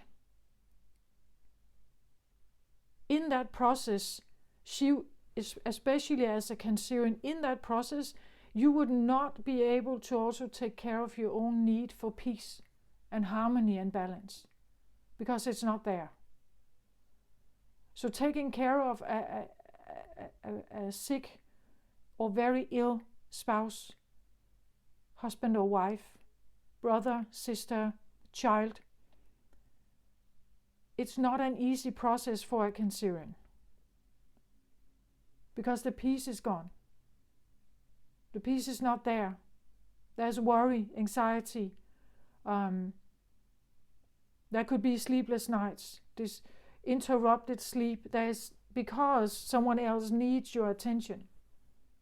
Like the mother, when the mother brings forth a child, births a child, from that moment the child is crying, it's going to ask for food, for a new diaper, attention, sleep, whatever it is, it's asking. And the mother puts aside her own agenda to take care of her child. Right? That is what she does. A nurse does this. Sometimes therapists do this. Talk consultations. So they put aside their own agenda to listen to you for a moment, to figure out what could help you. What do you feel like? What do you need? But it's a specific thing to do. And sometimes we just take it for granted. And I feel like this is something about shining a light on what it actually takes. That this is not just necessarily an easy thing to do always, because you put yourself aside. And sometimes also, to say no, to close the door, to say no, to put a boundary up, as we have it here, like a boundary, right? That what I have in me is golden, right? It's a treasure. I hold something very specific here. It's a treasure. It's not just to be like given and given and given if something never comes back. Then you will exhaust yourself. And here, environment and friends and everything, this is crucial for a Cancerian to thrive. But if you grew up in environments where you never learned how to take care of yourself, to recognize what you need, and that's all right, then you constantly give and give and give and give and give to get peace, to get balance. And it never really stays. Tomorrow is a new day, then you are on again. If you never know this, you end up in the wrong environment all the time. You keep attracting people into your life that are giving you turmoil. They give you dis-ease, or even disease. They're not supporting your peace, they are ruining it. So if you, like me, grew up in environments that did not teach you how to take care of yourself, this reading could be for you, right? And if nobody else wants to shine a light on this and tell you that what you have been doing has been of great value, I will tell you, because I've recognized this myself, but it's taken for granted usually. We don't expect the world outside of you to recognize this. This is something you have to know inside. The worth, the self-worth, the importance that you have and what you give to the world, sometimes it's something you have to give to yourself, because it's not necessarily recognized from the outside world. And also, recognize if you actually want to be Lucia here. Do you actually want to be her? Is that what you want? Or do you want to take this crown off and walk out of this room? Do something else. This could also tell me something about like needing to be the light for someone else, that you had to shine like this and bring food and calm and shelter and everything. But actually maybe you want to go where something shines on you, right? That the shine is on you, that you're not the one that needs to shine on others and bring and bring and bring and give and give. Actually, you want something to shine on you here.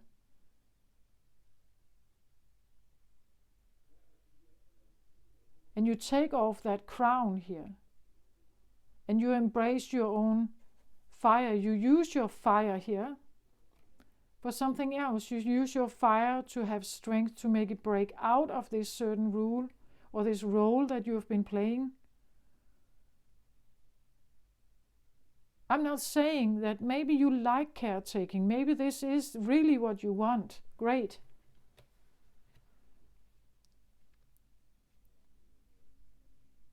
But I've just figured out about Cancerian energy that it is very much like that.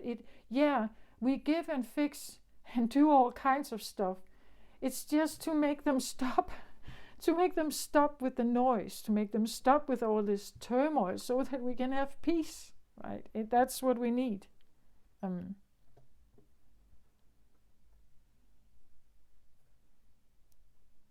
We want balanced hearts. We want peace. We want calm. We want a nice, quiet, nice, good dinner. we want all of that. So we want them to stop all this noise, right? All this turmoil. And we would do anything to make the turmoil stop, right? We would walk in there and help those people, even though it brings us even more problems. And the heart connection we have, as Cancerians, the heart connection that we have, because we can feel, sometimes you are very empathic, you can feel other people's pain, you can feel other people's disease, you can feel their grief sometimes. As I said, maybe this is not even your grief here, or maybe not even your problem. But I feel like someone is trying here to transform a role that they have been carrying out. Looking at it here, like seeing again the pros and cons of it, realizing how this is a double-edged sword. Yeah, I'm a helper, I'm a fixer, but actually I bring myself more problems when I do that. I try to help and fix, but the next day there are even more problems. I try to help and fix and help and fix and help and fix, but it never stops. So maybe I need to retrieve. Maybe I need to stop my way of doing this. Maybe I need boundaries. Maybe I need to shed a light on what this actually takes. Because what I do all day here is that I'm taking care of other people's egos. I may even save them, like literally bringing them food, bringing them water. Otherwise they wouldn't have survived. But is that really up to you? Like, is it really up to you to do this? There are other signs that are way more equipped for this than you. So this is maybe also something about taking responsibility for something that is way out of your comfort zone, right? And it doesn't give you peace, right? Now people see you as Lucia, they expect you to come back with more food, with more water. It's like when you When you go on a holiday in this little cottage in the wood, and you see that there's this little kitten there, and it looks very hungry, it looks very starved. And okay, you think, well, I could give it a little bit of milk, right? So you pour a little bit of milk into the and put it in front of the kitten, and the kitten starts drinking, of course, and then you give it a little slice of meat, perhaps, or a little slice of bread or something, and then the next day the kitten comes back. So your entire holiday, these 14 days, you feed this little kitten, because you do it once, and then there is an expectancy perhaps that if I come back and I sit here, I could get the same help, I could get the same treatment, I could get the same help if I just show up, if I just whine a little, or if I just, cry a little, then they will help me. But when these 14 days are over and you go back to your apartment or to your home, the kitten is now left there, right? Nobody is giving it food anymore. But that's the problem with the Lucia feeling, is that you have to continue doing it. You have to continue giving it. You have to continue providing it. Because they will just knock on your door, right? They will stay, they will call. They will call for your help or your attention, or and that's the problem with Lucia. When she has done this once, it's like, I probably have to do it again, because it makes me feel good that I know that these people survive in the sewer, that they could maybe heal or even get out at some point. But I bring myself in danger doing it, right? On a continuous basis. I can maybe do it a week or so, but then actually I'm exhausted. Then I have no more resources. I don't have any more bread, right? So even though it's a good deed, even though it's a good, it's nice to help and so on, I'm trapped. I get trapped. I also get heart trapped here, because my heart can't let go of the feeling that if I don't show up and help and give, then they will suffer, then they will die perhaps, and it would be maybe my fault, right? There's a lot of responsibility with Lucia, I think. A big responsibility, feeling that it's up to her, she has to do this. She was very brave. She could get shot every night when she went into the sewer. She could get shot anytime. She put herself in great danger. And that's how she spent her energy. Here it feels like you want to spend your energy differently. You want to build some strength here. You need strength also. If you want to continue with this role, you need strength. And maybe that's why, that you have put yourself in a bubble here to rethink your plans or to rejuvenate, to change certain circumstances perhaps about Lucia here, and how you manage your life force energy, right? How do you manage your life force energy? And where to put my energy? Where do I go? Maybe I'm using my strength on myself, right? Again, she's petting this lion here. Like maybe she's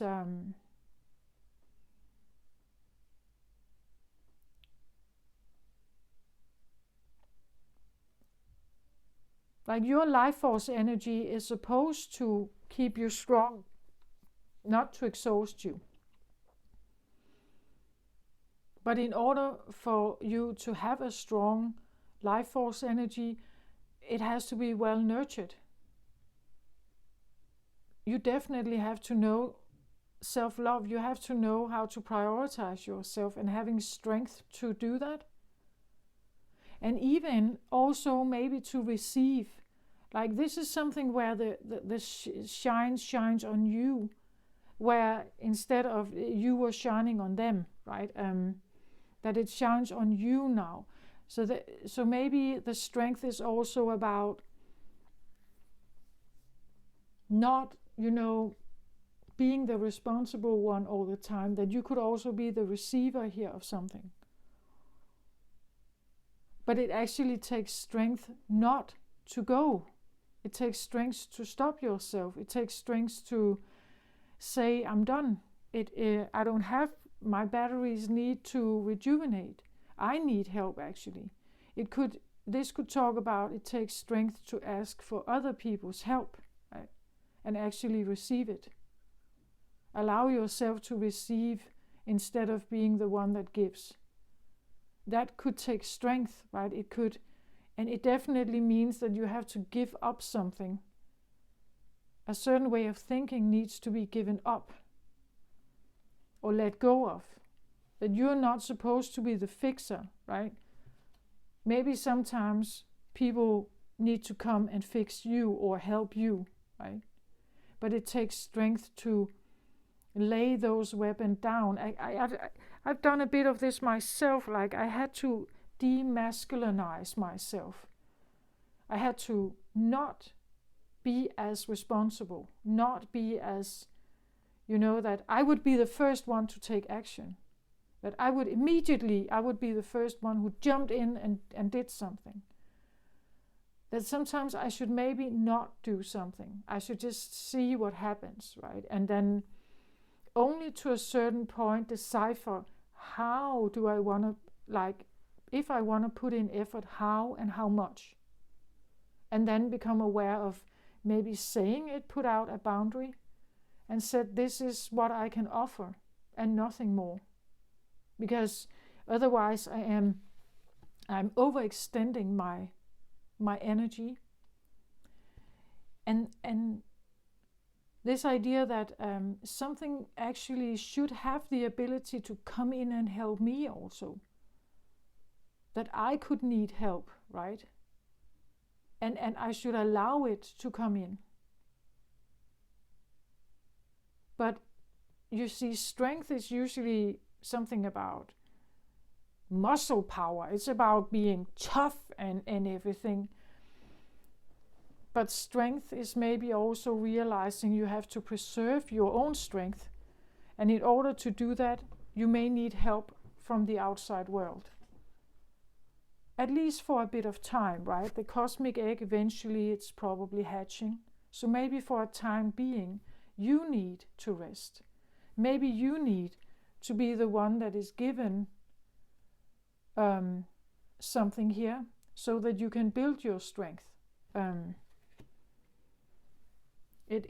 you're not supposed to be the one that gets up and runs out there all the time. But maybe you also need something back. And I feel like also awareness or attention or appreciation here, because it feels very much, as I said, if people are hurting in the sewer, they're starving. If someone comes in like this, it's like an angel, right? They bring food and drink here. But then she leaves again. And the next day they're still hungry. They hope she would come back. So she becomes this survival angel, right? And it all depends on her now. As long as someone comes in like this and offers salvation, they in the sewer are not taking action. They depend on her coming. So people can depend on you fixing, until the day where you're not coming. The kitten at the cottage is realizing that perhaps after certain hours or days that there's nobody there who gives them food. They have to do something themselves. And that's why they start hunting the mice or something, right? they have to go somewhere else, or they have to do something themselves. But as long as you come in as a salvation here, or as a Samaritan, as long as you are a nice, good Samaritan, they may not start doing something themselves. Maybe they're not capable, right? But you can easily become the one that they now depend on.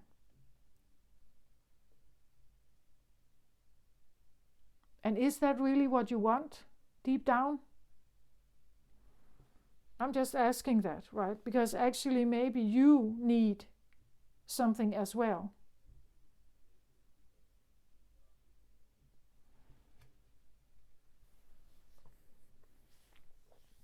Like these motherly giver roles, fixer roles,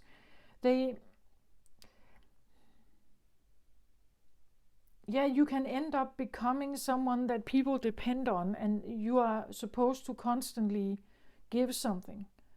And that is fine if you have the energy for it. But if you at some point find yourself being exhausted, tired, you have no more to give, you have no more money, or you have no more soup, or you have no more drink or bread to give, or you have no more even, you can't listen anymore. There's too much worry, or too much trouble, or too much hatred, or too much that you're kind of just filled up. Like eventually you have to close the door, right? Eventually you have to say no. And that's what I feel like here. Someone is in this thinking box where they are realizing that I can't keep doing what I normally have done. I'm changing something here. It may take time. It may take me for, as I said, think differently. Remember other times. Remember other good times. Also,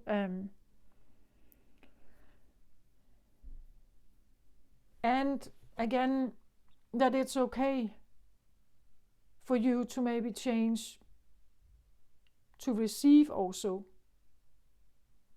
That it's not just about always giving and being the Samaritan for others, but sometimes you actually also need to heal. Sometimes you need help. Sometimes you need people to,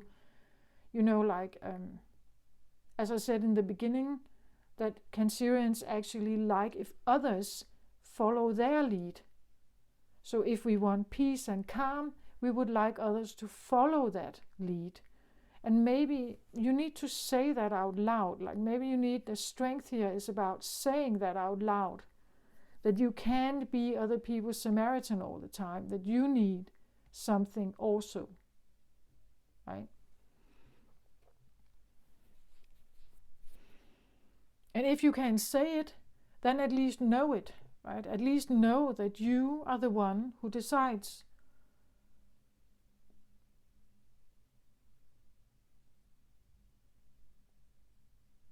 So if you have been putting yourself in a role like this, just know that, well, you can get out of it. You can say no at some point. And now it's time to maybe reverse the situation here. Or at least you need some kind of recognition. Or you want a break. You need a break, or you need a holiday. That you need help. That you need the warmth to shine on you for a minute. Not always the other way around, right?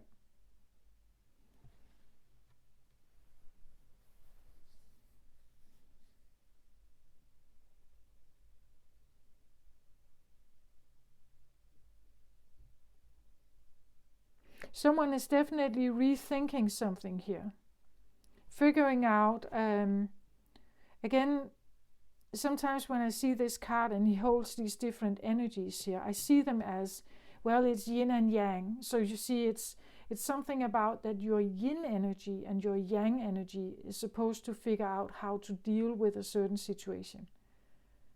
So you could be angry about something, and at the same time you could, feel remorse. And there's this back and forth. As I said, I felt like the worst daughter when I start putting out some boundaries and say no to something. When I started prioritize my own peace, I had to say no to certain things. And I know that the response was sometimes a bit like, yeah, but you normally attend this, or why are you saying no, or this doesn't sound like you, and so on. So there was this like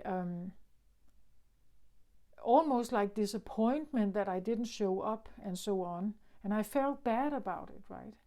So there's this like back and forth handling your own feelings here about what to do next, right? That you feel the difficulty of, well, the situation you may have gotten yourself in. If you want to get out of it, that you will face some of this. Like it's inevitable that the world is going to respond to a new way of acting, perhaps. New limits or new boundaries or something.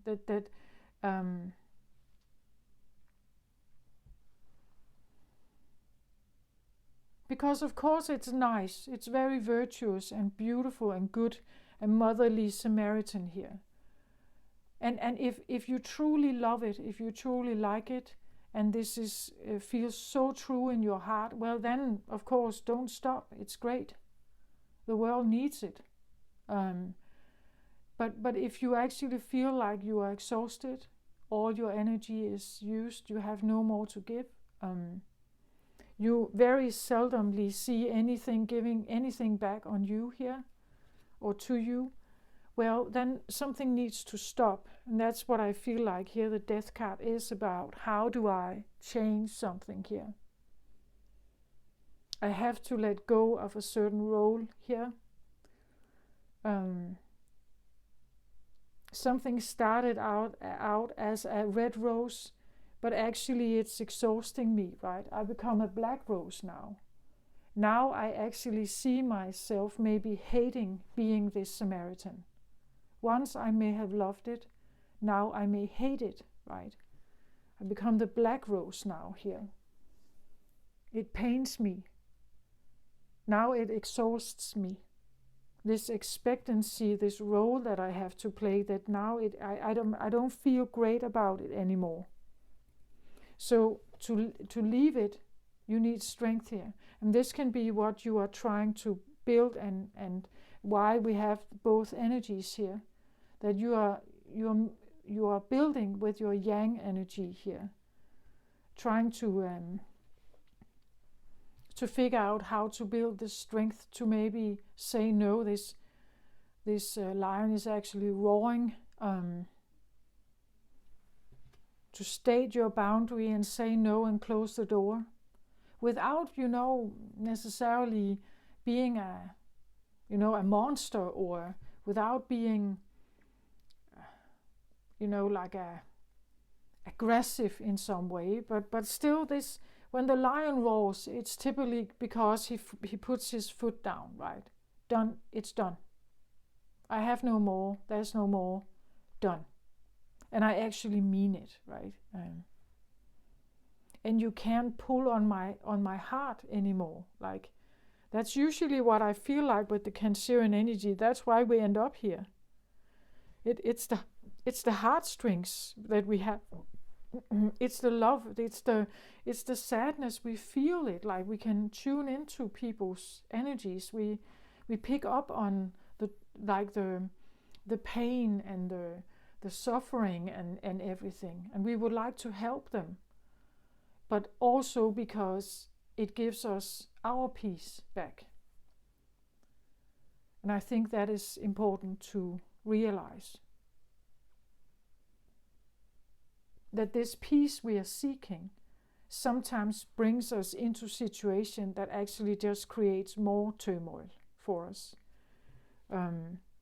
It puts us in this never-ending loop of giving, or fixing, or assisting, or helping, or healing, things like that.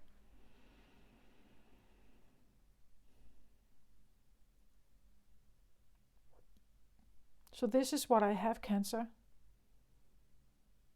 I'm not saying this is an easy thing to do. I remember when I started out changing some of this about myself, I felt like the worst person ever, and it pulled on my heart so much. I had this so bad conscience, and it was very difficult to say no. Very difficult to not somehow enmesh myself again. Very difficult to, and I felt like the worst person. But I'm telling you, over time it gets easier to endure this feeling of being the worst person. You actually build a bit of strength. Every time you say no, you take back a bit of integrity. And even though it may not seem like it, you are actually doing it. You are actually, eventually it feels easier to say no. Eventually it feels easier to disregard them. And of course, if you can help them, if you do have energy, by all means do it. But if you are exhausted here, and you actually start hating this role here, because eventually it threatens you, it threatens your peace, it threatens your life force energy, right? When you get to that point, if you get to that point, you actually start to, something you may have loved to do now becomes a problem, right? It becomes a problem to the extent of you losing life force energy. You get exhausted. And the value of this is no longer present. You can no longer feel the value. Other people are just asking for it. They call you. They want to have this soothing. They want you to be this embrace. They want to have all this beautiful heart energy from you. But if nobody gives something back to you, or ever appreciates it, if nobody ever sees you and sees what it is that you're doing, eventually it's saddening, right? It's saddening if something just becomes takers. And they only show up, you could have people call you, you haven't heard from them in half a year or so. Suddenly they call you because now they've broken up with their boyfriend and they need, a bit of, they are in a self-pity mode, they need a bit of embrace, And you come running because you want to help them here. And that's great. But then when they feel better, you don't hear from them again. Maybe you do, but you get my point, right? Maybe you don't hear from them. They feel better. Maybe you hear from them 2-3 days, and then they are off again. And maybe you are fine with that. Or you were fine with it. But now it seems like you're not. This is about learning how to put your foot down, to isolate your energy more, to not just, you're not just this open buffet of heart energy that is constantly just put out there, right? You're actually shielding it. Or learning how to shield it.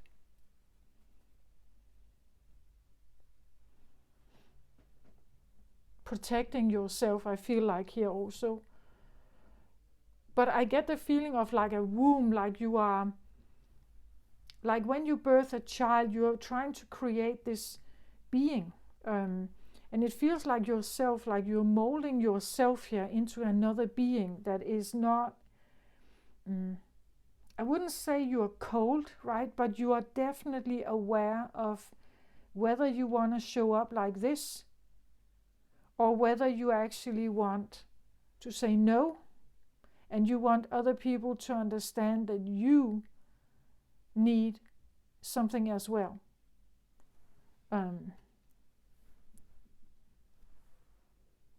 Because actually you are feminine. like you are a feminine water sign. You're not a fire sign, right? You're not a warrior. That's not in your genes actually. Well, you could have fire in your chart, of course, but the Cancerian sun, the Cancerian sun burns with a certain flame. It's a watery flame. It's very feminine, very motherly, healer flame, right? But you may also at some point need healing here as well. And this becomes more present when you actually step down, when you step down from the virtuous Lucia here,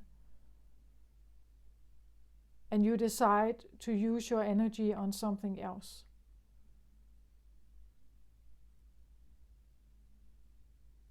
Maybe the strength is about actually asking for help yourself, inviting in Samaritans to your life, or walking away from something here. And if you want to continue being the Samaritan here, the Lucia Samaritan, you could be wondering how to get strength. How do I get the energy to still be her here? But with the Death card, I feel like it's more than that. It's like something has to stop. Like I have to stop something. Something has to die, I feel like, and being rebirthed. So it's like a rebirthed Lucia here, who is aware that sometimes she can give something and sometimes she can't. And that's quite all right.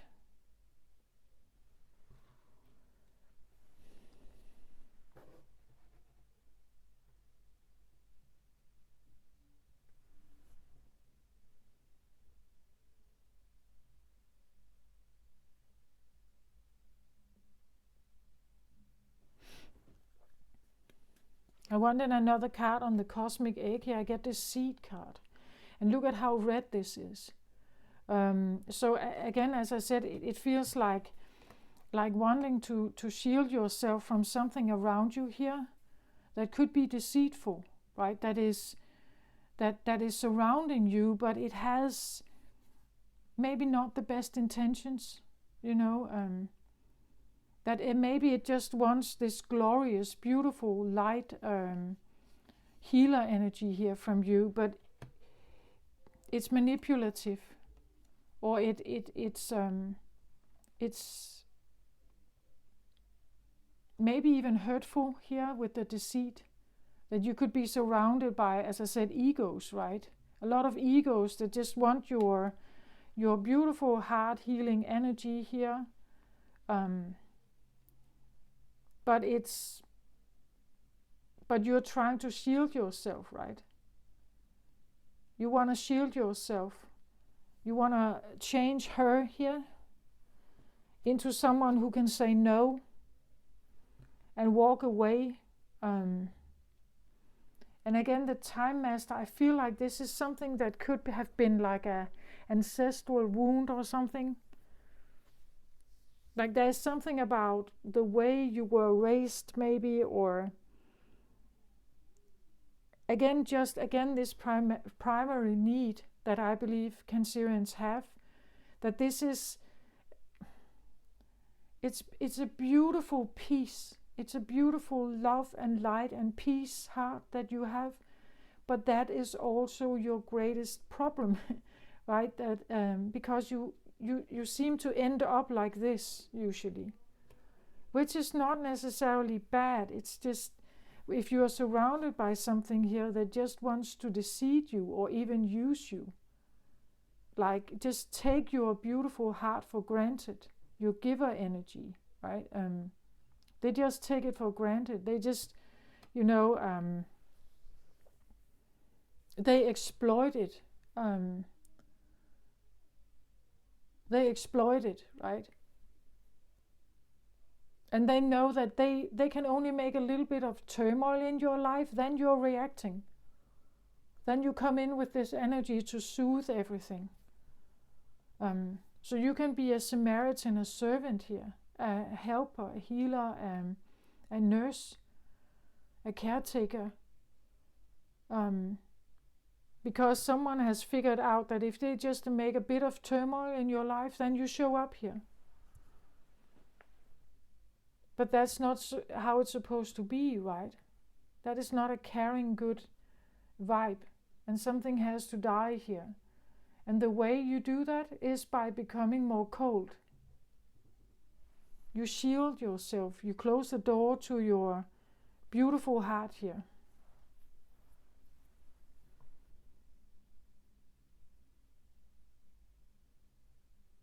Because I really feel like most Cancerians, because they sense other people, they can feel it, right? They can feel as if others are hurting, like they're hurting themselves. So if I could help in some way to make other people feel better, to feel a bit more, just being understood perhaps, just offering understanding and a listening ear and something like that, I would do it. If it could help them in some way, because when they feel better, I feel better. My peace returns. But that like the empathy can actually be a really big problem here.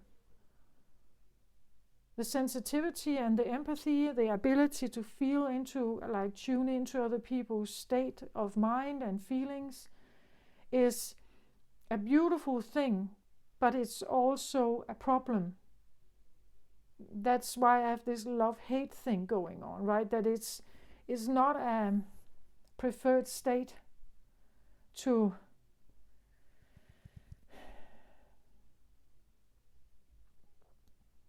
it's something you have to know about yourself and again shield yourself from something that just maybe wants to exploit your kindness, wants to exploit your loving heart.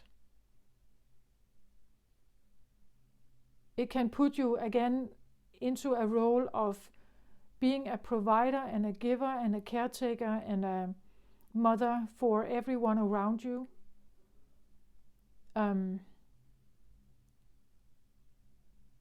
They get you to do stuff for them.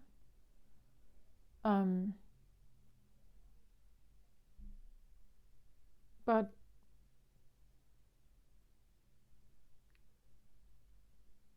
it's not really.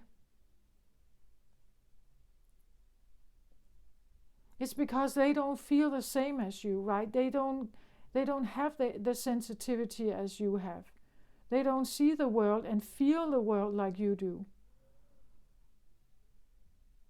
This may feel like they are using you or exploiting you or something, like you are a doormat they can just walk all over. I'm not sure that's the case, because they don't feel the world like you. But the seed definitely talks about that people do this on purpose to you, right? That they could do this on purpose. They could want you to engage with them in this way here, in this Lucia way. Just because it's nice, just because they like it. They like the attention. They like your gifts. They like your nurturing, beautiful heart. They like your kisses or your warm embrace, Just because it soothes their ego.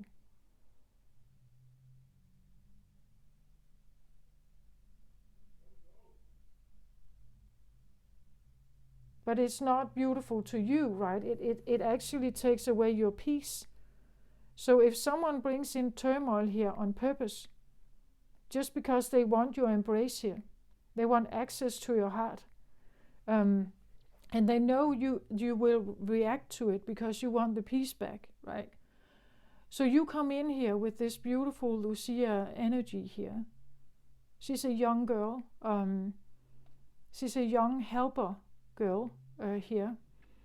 And she comes in with this beautiful energy here, and she wants to assist and help and listen and she feels for the people. She is empathic. She's nurturing and giving and caring, and it's a very beautiful energy. But not if you have realized that this is done on purpose. Like they're using my energy on purpose here. This is actually very hurtful, and of course it can turn you very cold here. And you can put up walls and close the door and say no, right? And then at the same time trying to handle your feelings about it here, right? What to do about this? How do I transform some of this, my feelings about it, but also the energy in the future, that I want people to see what I am here. I want them to understand, and if they are using my energy, if they are not properly, if they are not respecting me or properly addressing me here, then I will roar, right? I will roar even to the point that they are leaving, even to the point that they are understanding that whatever has been going on, whatever deceit has been going on here, that I'm not taking it anymore. I will not play this game anymore. Something like that.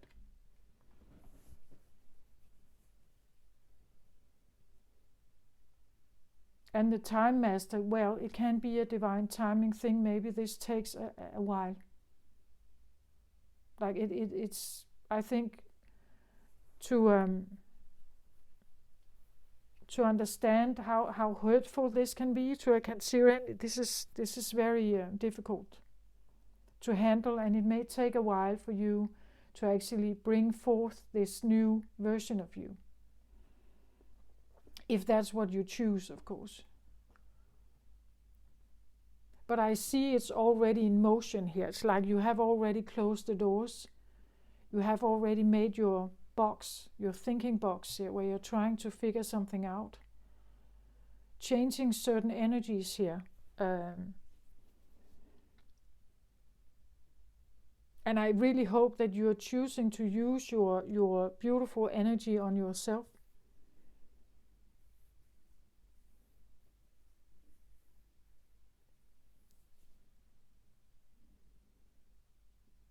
to heal and rejuvenate, to prioritize yourself. Again, maybe get yourself out of environments that are full of this. And there's a lot of turmoil and noise in the world. Maybe it requires drastic measures, like maybe you literally have to move from way out in the countryside.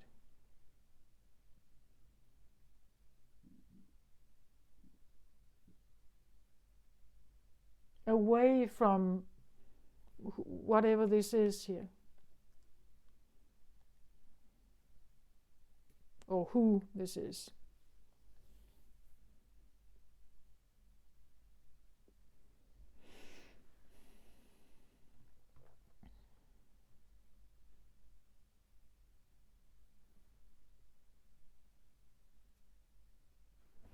So I want another card on this five of this deceit here, and I get 5 of Pentacles here. This is a lack card, a lack and scarcity card here. So this has to do with people are suffering. Again, they sit here as beggars.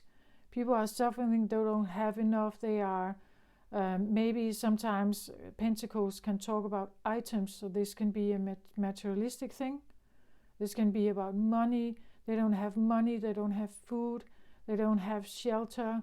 They are alone. They are out in the cold.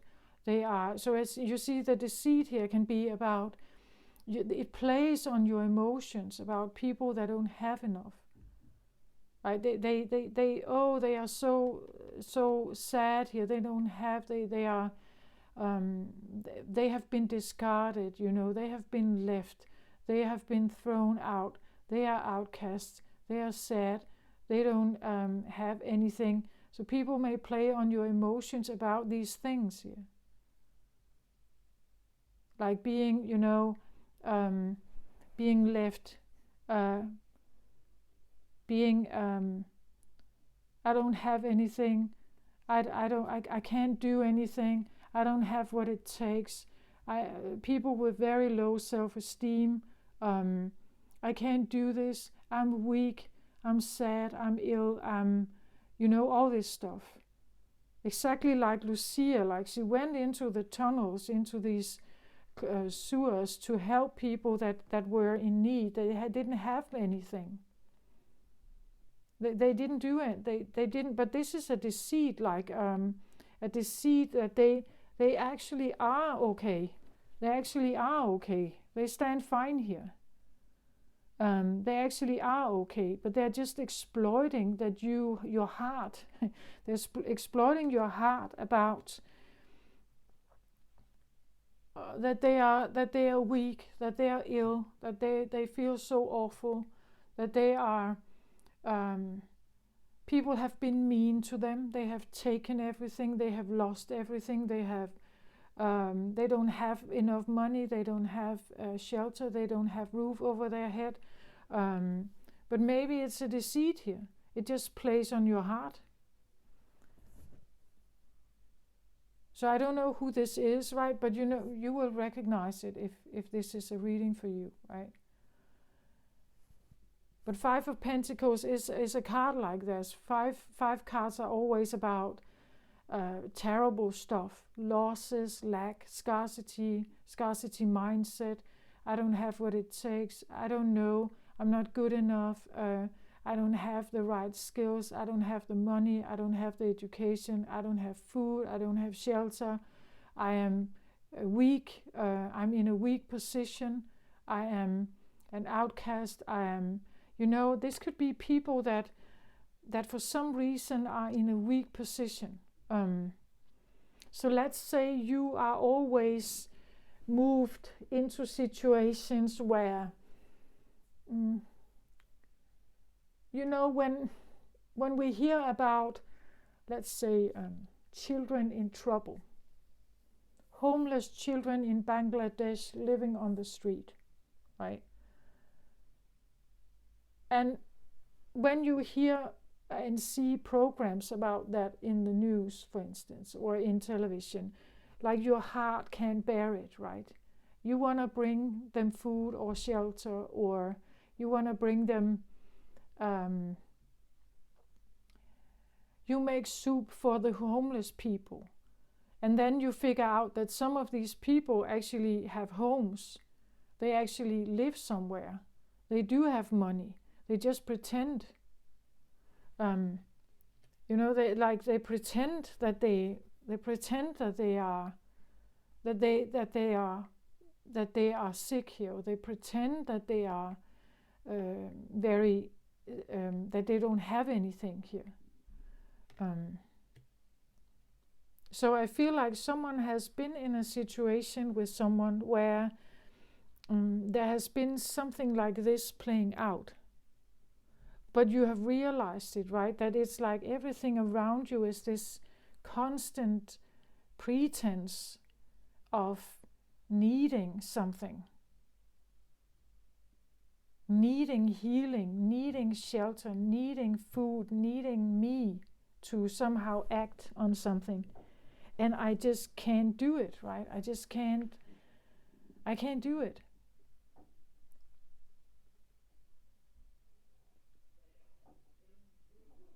The Death card, definitely in the Crown position, tells me that this is perhaps your communication. This is how you think. No, you're saying no. This has to change, right? I have to change this circumstance because I don't want this. I don't want this in my life. I don't want to deal with people like this.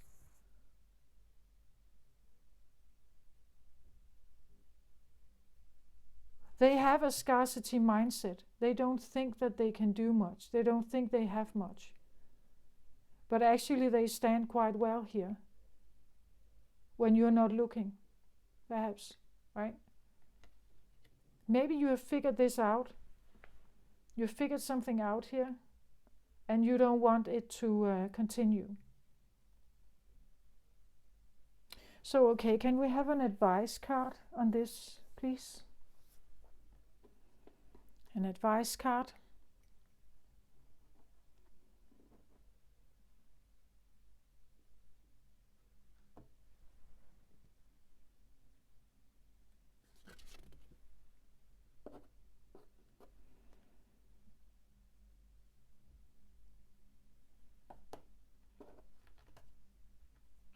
Because when we experience something like that with deceit, we can become quite hateful, right? And bitter. But actually, it's even worse for your energy, right? So how do we stay still kind to ourselves, even though we have experienced something like this? That you may be surrounded by people that just play on your emotions. So I get this card as an advice card. Divine Feminine, exactly the same as the cosmic egg in the center here. It says magnetic receptive power. This is beautiful, right? This is the advice card. Practice the receptiveness, not the giving. The giving is you giving your energy outside. This is about receiving, and that's exactly what I see here as well. Can you use your strength on becoming magnetically and receptive instead of being maybe magnetically but giving here? When you become receptive, you embrace Empress energy. This is where you attract to you what you need, instead of the other way around, that you give out all the time. The Empress knows that in order for her to become magnetically receptive, she cannot be masculine, right? The masculine energy is a giving energy. It's a provider energy.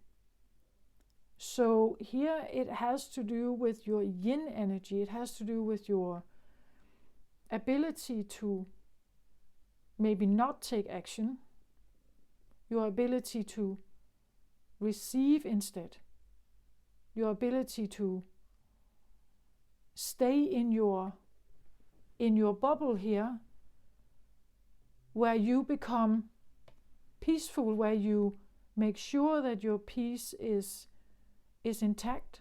Because when you have your peace intact, you can relax. And when you can relax, you can open. You can receive. But you cannot receive if you are unsafe and you're on guard and you are constantly aware whether you should become this ambulance Samaritan coming to someone's rescue, helping someone there. You cannot become the receptive one. You will stay in the giver role.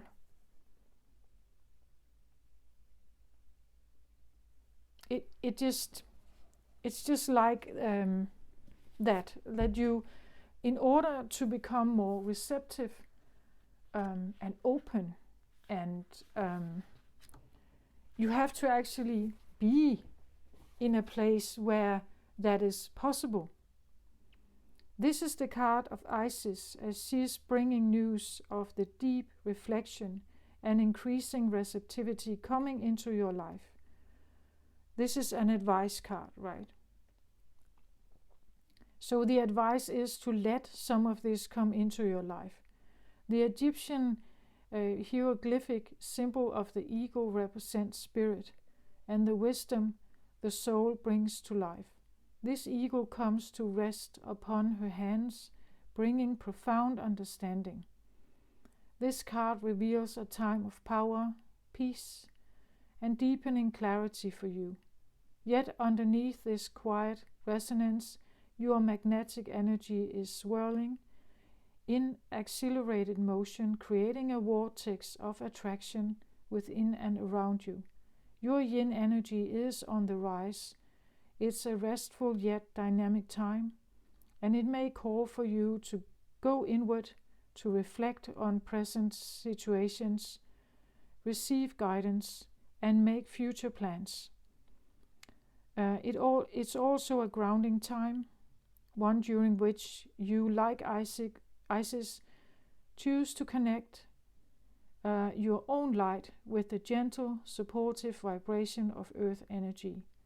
There is a certain medicine in this conscious connection, ushering in balance and healing on many levels, including physical, emotional, and even financial issues. So allow yourself to open up to your own magnetic powers. This card could also herald the coming of a new woman into your life. Maybe you are the new woman in your life, right? This might be a close friendship or a bargaining romantic love. Your growing receptivity is likely to call in an important karmic relationship at this time. Be open to the lessons and meaningful connections that lie ahead. So this is about opening up. And I believe many feminine energies today are closed off. Like they don't even know how to open. Not really. There's so much problems, so many troubles, so much violence, so many traps here again, so much manipulation. It's difficult to open. And that's why you have to find a place, you have to find strength to go somewhere, to create this bubble, to seek it, to seek a place where you can find this, where you can truly relax. Maybe prioritize your peace and then truly relax. Become more trusting again, become more open again. And become discerning about what's around you here. Because if you only have manipulation around you, you cannot relax. You cannot thrive. You cannot trust, right? You cannot relax. There's no safety there.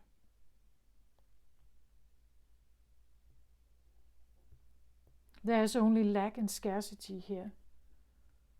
And it's not beneficial for you. It's not beneficial. Instead, you should build your own bubble here, you would say, where you decide. As I said, like everything that's in the bubble here is something you choose because it's helpful, it's nurturing to you. It builds up your own relaxation and your trust and your openness again. And when you can do that, it changes your energy, right? You will have a different aura.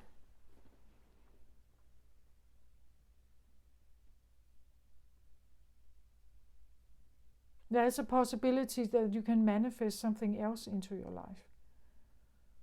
And if you have that integrity about yourself, knowing who you are, exactly what you are, what you need, you become such a strong woman, right? You become such a strong energy. You will say it, you will speak it here, you will speak it. That what you need, that you need something also here.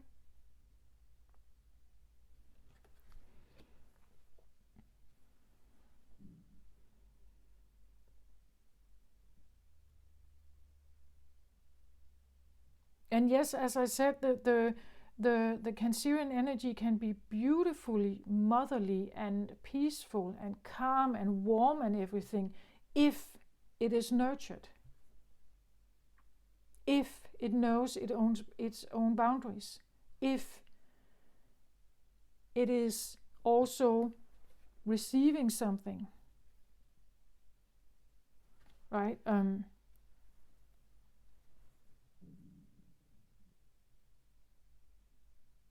And valued and seen for what it provides. Imagine a world without motherly love. any kind of understanding, caretaking. Imagine a cold world like that. This is where we understand the value of the feminine energy.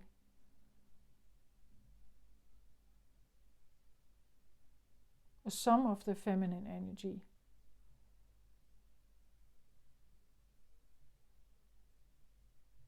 If we are looking at the world without it, what would the world be like without it?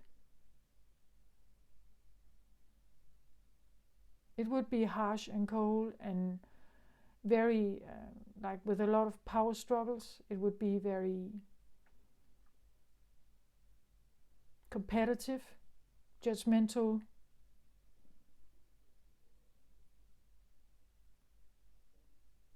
The feminine energy is the opposite of that.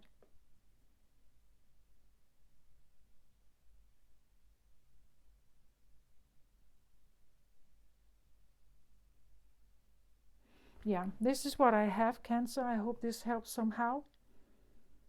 And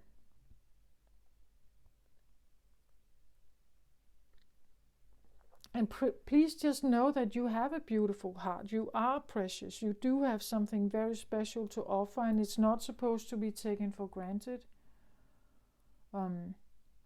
If you don't mind giving out to left and right for everyone, please, of course, do so. But if you actually find yourself being exhausted, that you figured out that some of this has been a scam, it's hurtful, it's painful, it's done on purpose, it's self-pity, it's egoic self-pity, then, well, you could do this, right? You could shut the service office, the healer office here. You could shut your doors. You could close off. You could build a boundary. You could say no. I will not be exploited.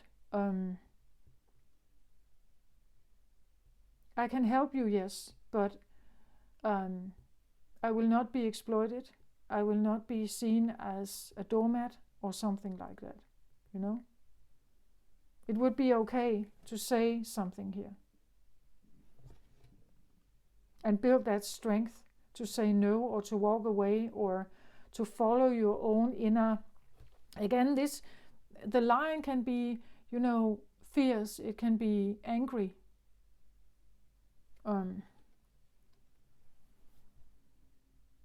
Maybe you need to express that anger. Maybe you need to, again, figure out your feelings here and how to take action moving forward. What plan are you going to have now? It's easy to dump into, bitterness, regret, hate maybe, frustration, but also know that these are all very sad feelings and even grief here. That you could have those emotions, you could have those feelings, and well, I guess it's okay, right? Especially when we realize something like this around us, and you are only surrounded by that, perhaps.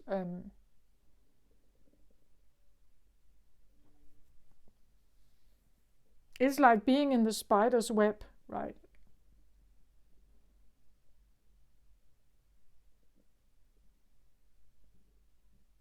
Like you're trapped somehow.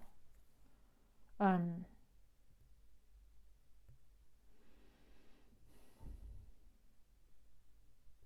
maybe this is your family. You've never known anything else but this. And it has been using you all the time.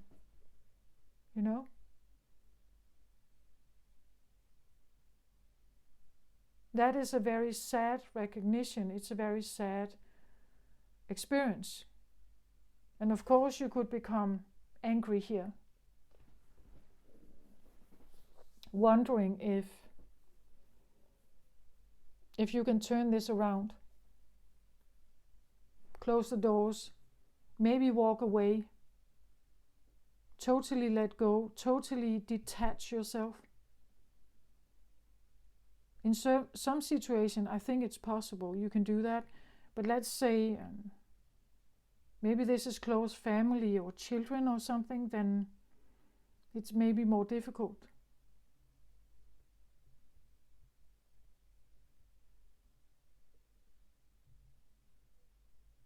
You can even come to the conclusion that if they are still in your life somehow, that every time you have to do with them, you are aware of this.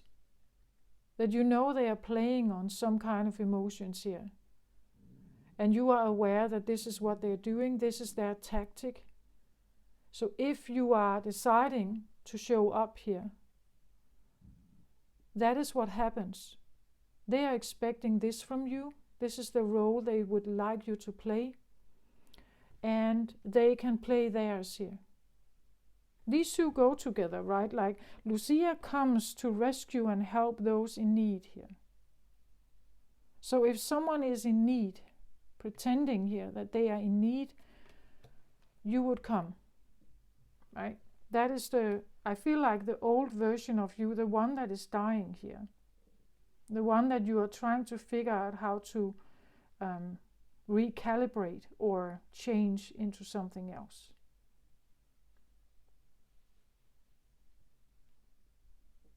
Yeah, this is what I have. Cancer, I hope this helps somehow. Take care of yourself out there. Love and light to you. Bye-bye.